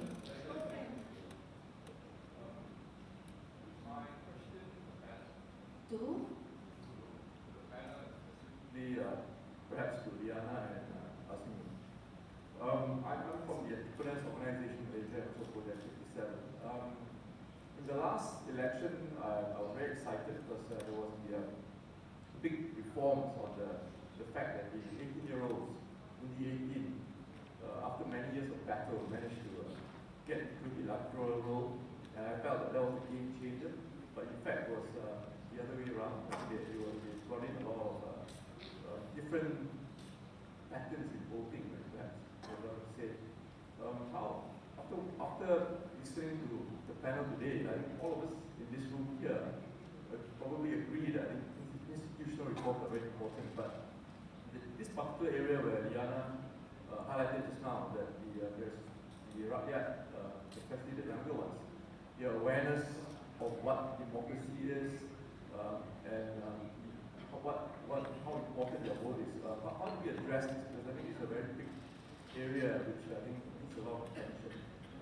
Because again, back to this room, the depth of knowledge and understanding of all these very pertinent nation-building points are very clear. But to that area, how much effort perhaps the Election Commission or many other NGOs are focusing on that area?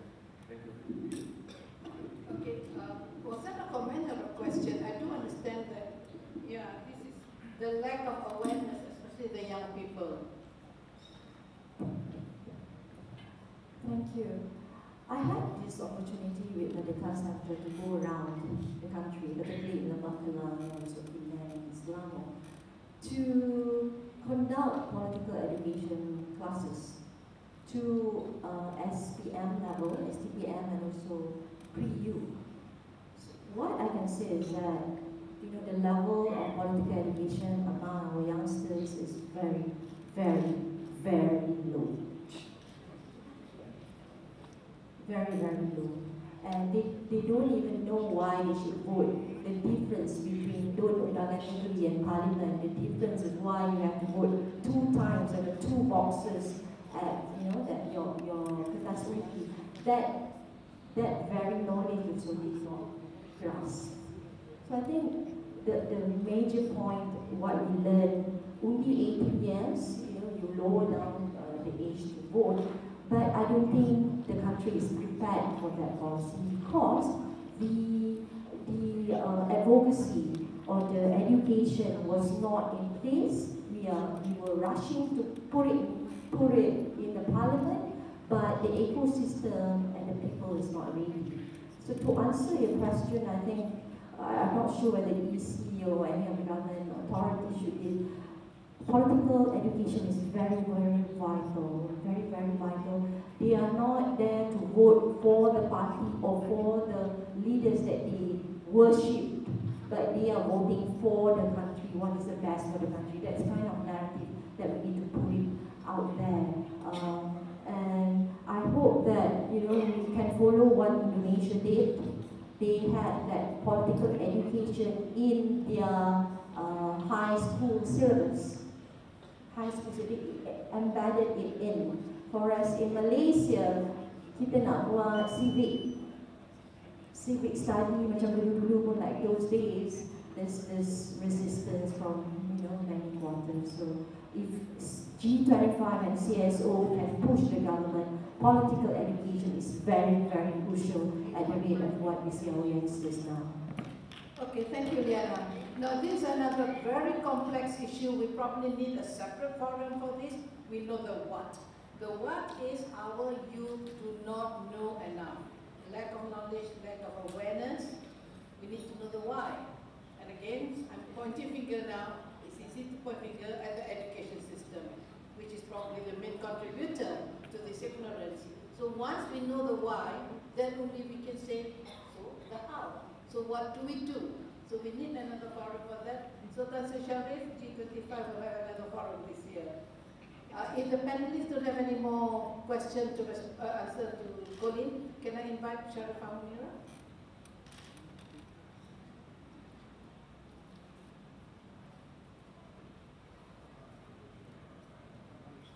Thank you, Dr. Naima, and to all the panelists. I think my question will be mainly directed to Dr. Al-Sadar, but I think all the panelists should have a say or input.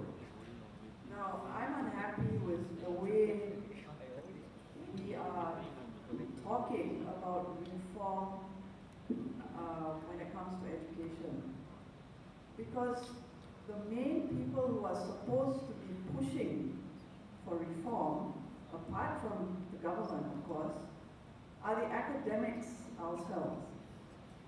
But the majority of us are quiet.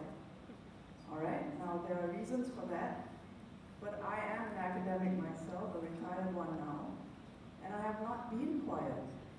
So why are there so few of us talking about, first of all, which I think Dr. Al-Sadaf or Dr. Awi, I suppose, did not mention the very transparent or the elephant in the room problem, which is political interference in higher education. We don't talk about that. We gloss over the main problem. The other problem is, which you also referred to briefly, intellectual imperialism, which is it's tied into our corporatization of our universities, which we so gleefully participate in the global university ranking system. We are not critical of that. It's holding us back. We are not discussing this openly.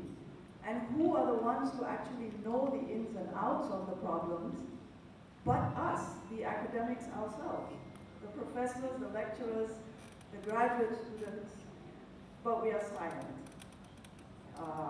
So can you please comment? Again, it's maybe the how and the why, but the how meaning how do we proceed?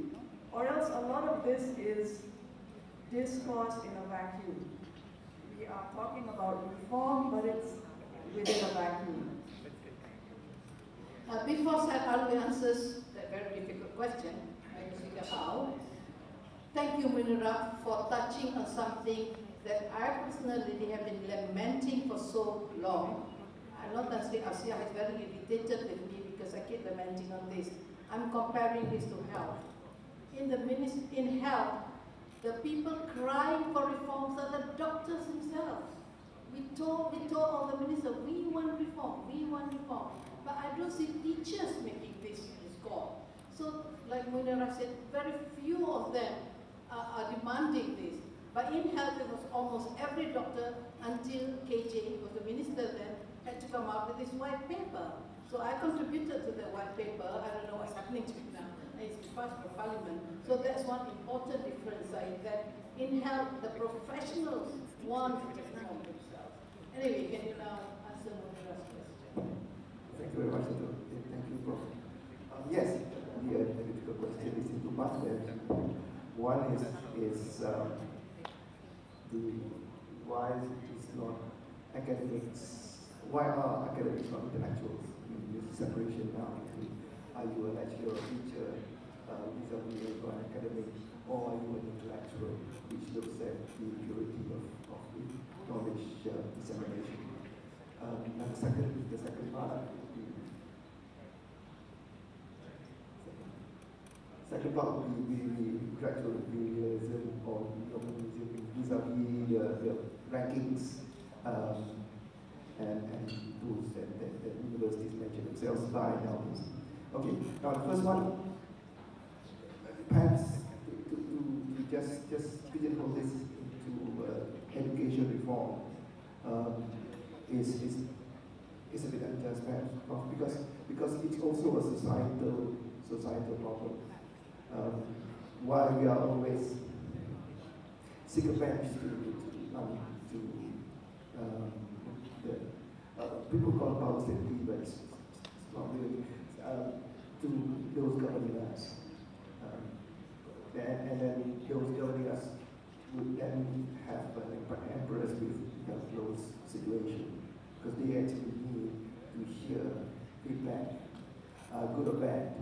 Sometimes they like to hear good feedback rather than bad feedback. The other side is clear, perhaps, because still the tripartite, the tripartite separation of powers in the ministry between the ministers, political governance, the KSUs, the PTPs, which is administrative and bureaucracy governance, and the third one, which is most important, the TPs, which is the professional governance. And all these should work together. There are instances in the ministry, so many countries, a few ministers. There are certain glimpses where the tripartite equation works, but there are many more instances which it doesn't. And the problem is as we also touched on this, the selection of the KP should be a professional representative in the ministry is also selected by the minister. So it's difficult. When you change minister, you change KP, but the KP should be steadfast in what they want. So there is a fear, the difference between the health ministry, because the health as American people very steadfast. I think for us, Professor Nadine is also very steadfast. There's also a career progression. Put it this way. In Malaysia, there's around 2,300 professors from 60,000 staff. And that's a small profession. Bearing in mind that when these 2,000 professors become professors, there will be maybe 10,000 PhD holders. Currently, from the 60,000 staff, there's around 50,000 PhD holders, all vying for the professorial posts. As we increase the numbers, and we increase the number of lecturers, the number of academic staff, we never increase the number of professors. So there is a fear in higher education of stunting of careers if you were to speak now. But in fact, if you speak to the ministers themselves, they would love to hear dissenting voices like Professor Maria, Professor Alumni. Always speaks about, but these voices are sometimes filtered by the administrative and so-called professional bodies. So we need voices, yes. Perhaps we need voices direct to the ministers themselves. No, the second is on rankings. Yeah. I mean, on rankings, I know Nanda Kuseli and I know feedback which started the whole US ranking and cancer education rankings. And because they did set out rankings in order to pigeonhole universities or class universities. They set out rankings because when we were writing about universities, people ask which are better universities, AWANI and so on. Okay, there's so many burning questions on education.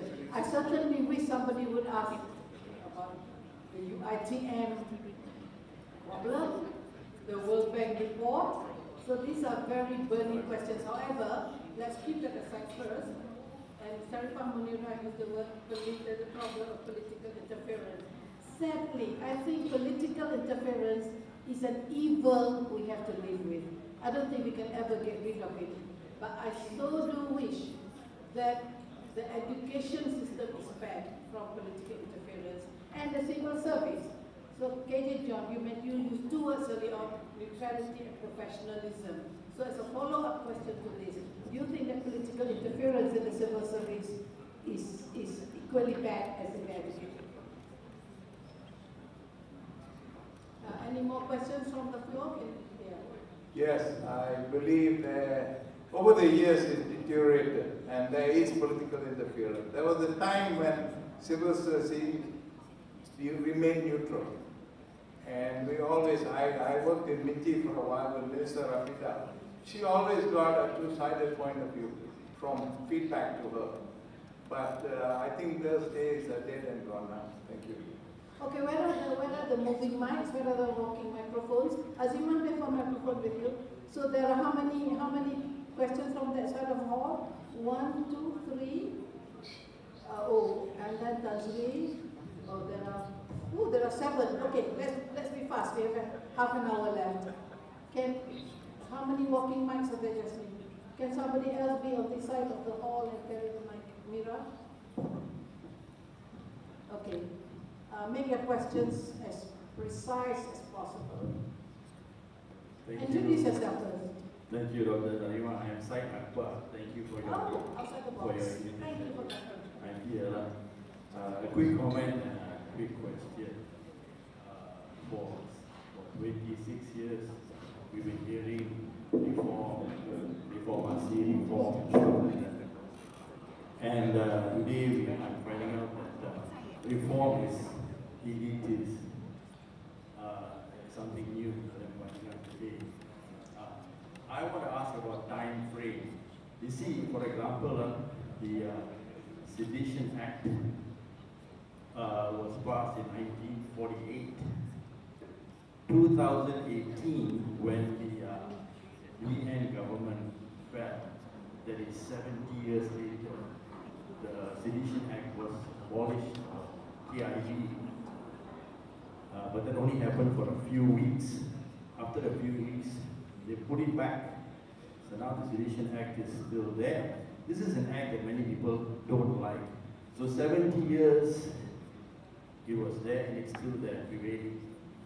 Then you have, we're talking about reform. You have this thing about the toll concessions in the country, various concessions. For example, the toll highways.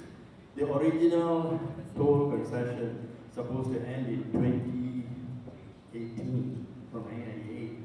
It was extended to 2030. Now it has been extended further, I think 2058, and there is an application or a suggestion to extend it further to 2068. So again, 1998 to 2068 will be 70 years. So my question is, it's hypothetical, but I hope the panel will venture an answer. In your opinion, how long do people have to wait for reform? Is it 70 years? Is that a good number? 50 years? 30 years? 10 years? Just any number, just like to hear your thoughts on that. Thank you. May I request the panelists to keep their question in your pocket now and answer it later on. Can I have the next question? Atas Leon, please. Thank you, Madam Chairman. Well, the G25 statement, I think they have done a good job to raise social and political awareness to the population on institutional reform. But I'm asking this question to the person, to the core person in this group, whether have you paused for a moment to assess and evaluate what impact has your struggle been achieved? See, probably I have to direct this maybe to Tansi Sharif. Oh, you're asking G25. Yes, whether the G25 has achieved anything Probably 10%, probably 20%, probably 80%. Okay, the second question is, but the G25 messages have been directed to the more English educated middle class group, right? My son said, how have you considered to get your messages on reformation values and aspirations and democratic values to the wider group, for example, the B40? This group might not be aware of your existence. Thank you. Well, I think I need either Tan Sri Sharif or Dr. Syamuddin to answer this later. I have my opinion on that as well. Tan Sri Yong, can I invite you to ask a question? Thank you. Today, I'd like to address this question on the electoral engagement. I've got education, but the men of time, as me is here. Now, reading on your book, you have many type topics: constitution, human rights, national harmony, parliamentary reforms, economy, education and English language, Islam and authorities, etc. And I think the previous questionnaire had asked how much has been achieved by this G25, and how can this be extended to the bigger population outside. And I would like to come back to this very important thing about our malapportionment and gerrymandering. For over 60 years, there has been this thinking that we need to protect the Malays' political power by gerrymandering. But this, over the years, and especially after 1969, where all the limits on the size of the constituency has been removed, so it can be varied 4 or 5 times the constituency size. I think now, as we at the Election Commission have an excellent opportunity coming up within the next 2-3 years to rearrange the constituency so that we will take G25's vision of a multiracial, moderate, tolerant society, and you arrange back for ungerrymandered constituency elimination so that the room for the constituency will be a reasonable mix of races. You will see a tremendous transformation by the politicians when he speaks to his chairman, when it is a multiracial crowd. And I'm not saying that we have to be very exact. I'll give you an example of Selangor. The last election in the state, 50 over seats. If you just examine the voting patterns, all we need is 65% Malays in the constituency, 30 to 35% other races. Whenever that happens, and it's quite typical of our national population composition, once you have that, you will have the multiracial parties take charge, whether it's EAP or PAR. Only the monoracial parties, the Green parties or the BN, not yet all, this UMNO, Persatuan and PAS, they will be only winning in the seats where it is 70, 80, 90%. So like in Selangor, you have the size of constituency, Ijo, or whatever, they are about 20,000. But in the Petaling or in the bigger Inrara seats, where there's 100,000, they have no chance. So we just want, if asked me for an answer, where we can ungerrymander the whole lot, and let's have a real moderate society in this country. Thank you, Tasri. I will not entertain any questions for the moment. Let's answer these 3 questions. Syed Akbar Ali, I'm sure the panelists will share your opinions on these concessions. Should there be a timeline? I mean, nothing I know that nothing is cast in concrete and stone, but surely concessions will need to have an end time. Surely we can't be waiting forever for things to end. And the other example you give was the Sedition Act. So any other panelists want to respond to Syed Akbar about time frame, timeline? Yeah. Time frame for reform.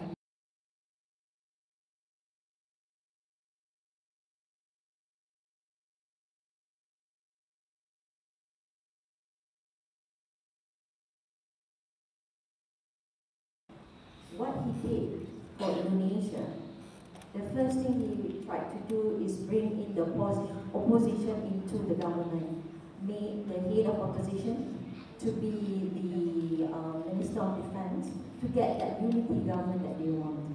And they did it. They had that. And because of that, because of the political stability, he then had embarked on economic reform. They removed subsidy after that. And they did many institutional reform in terms of corruption and so on. So I think Indonesia had that good recipe that we want to emulate, but the problem is we didn't get that full-fledged unity government that we want, similar like Indonesia. So that's the hindrance, I think, for Malaysia. I have been pushing for the true meaning of unity government, where the Perikatan Nasional should be part of the government so that we can, lower down our political climate, so to speak, so that everyone is working towards building the country. But that's one part. Another part is that what I can see from political lens, what is this government trying to do? They are footing on Marhain, on B40 and M40. It's not with them, it's with the other side. So that's why they are pushing on the agenda of economic reform, trying to play to the narrative of Islamist, fundamentalists and all that, because they want that footing first. So what I can foresee that for the first term, they will only focus on economic reform. If they secure another term with a greater support, then by then, the second term, they will then embark into all these institutional reforms, as what happened, and what we can take the example in Indonesia. Like I said, it's not a very easy. Before I invite G25, my guru here, to answer the question of, has the G25 made an assessment of how much you have achieved or otherwise?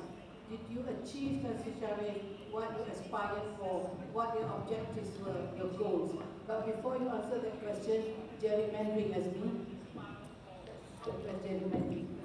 Yeah, of course. The next exercise can start in 2026 and should end in 2028. Just a quick point. That's the minimum amount of time before we can start a new delineation process. It's not a maximum amount of time. So if it's possible for there not to be a new delineation exercise. I totally agree with you, of course, that any delineation has to be done on sound democratic principles. And it cannot be done for short-term political gains, right? So that means it has to, we as the Commission have to set a policy which the civil servants then help to redraw the maps, okay? But it's the Commission which has to be firm in setting that policy, right? Okay, you don't want any hanky-panky, you don't want any weird maps, you want maps that make sense based on democratic principles.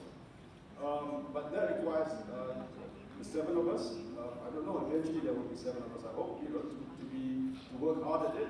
It requires a chair who cares about these things, because as I pointed out, the fact of the matter is, yeah, sure, there's 7 of us, but the reality of any agency in this country is that it's very top-heavy.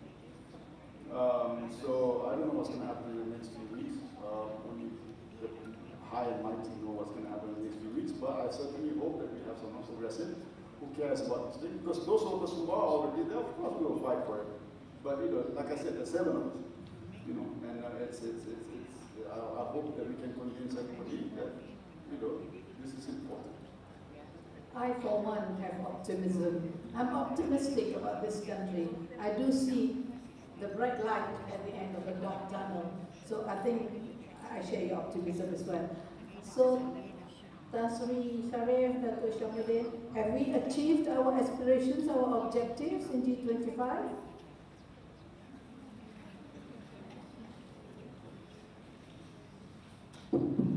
Thank you very much, Dr. Nariman. I think the main impact of G25 is that we should the public that it is not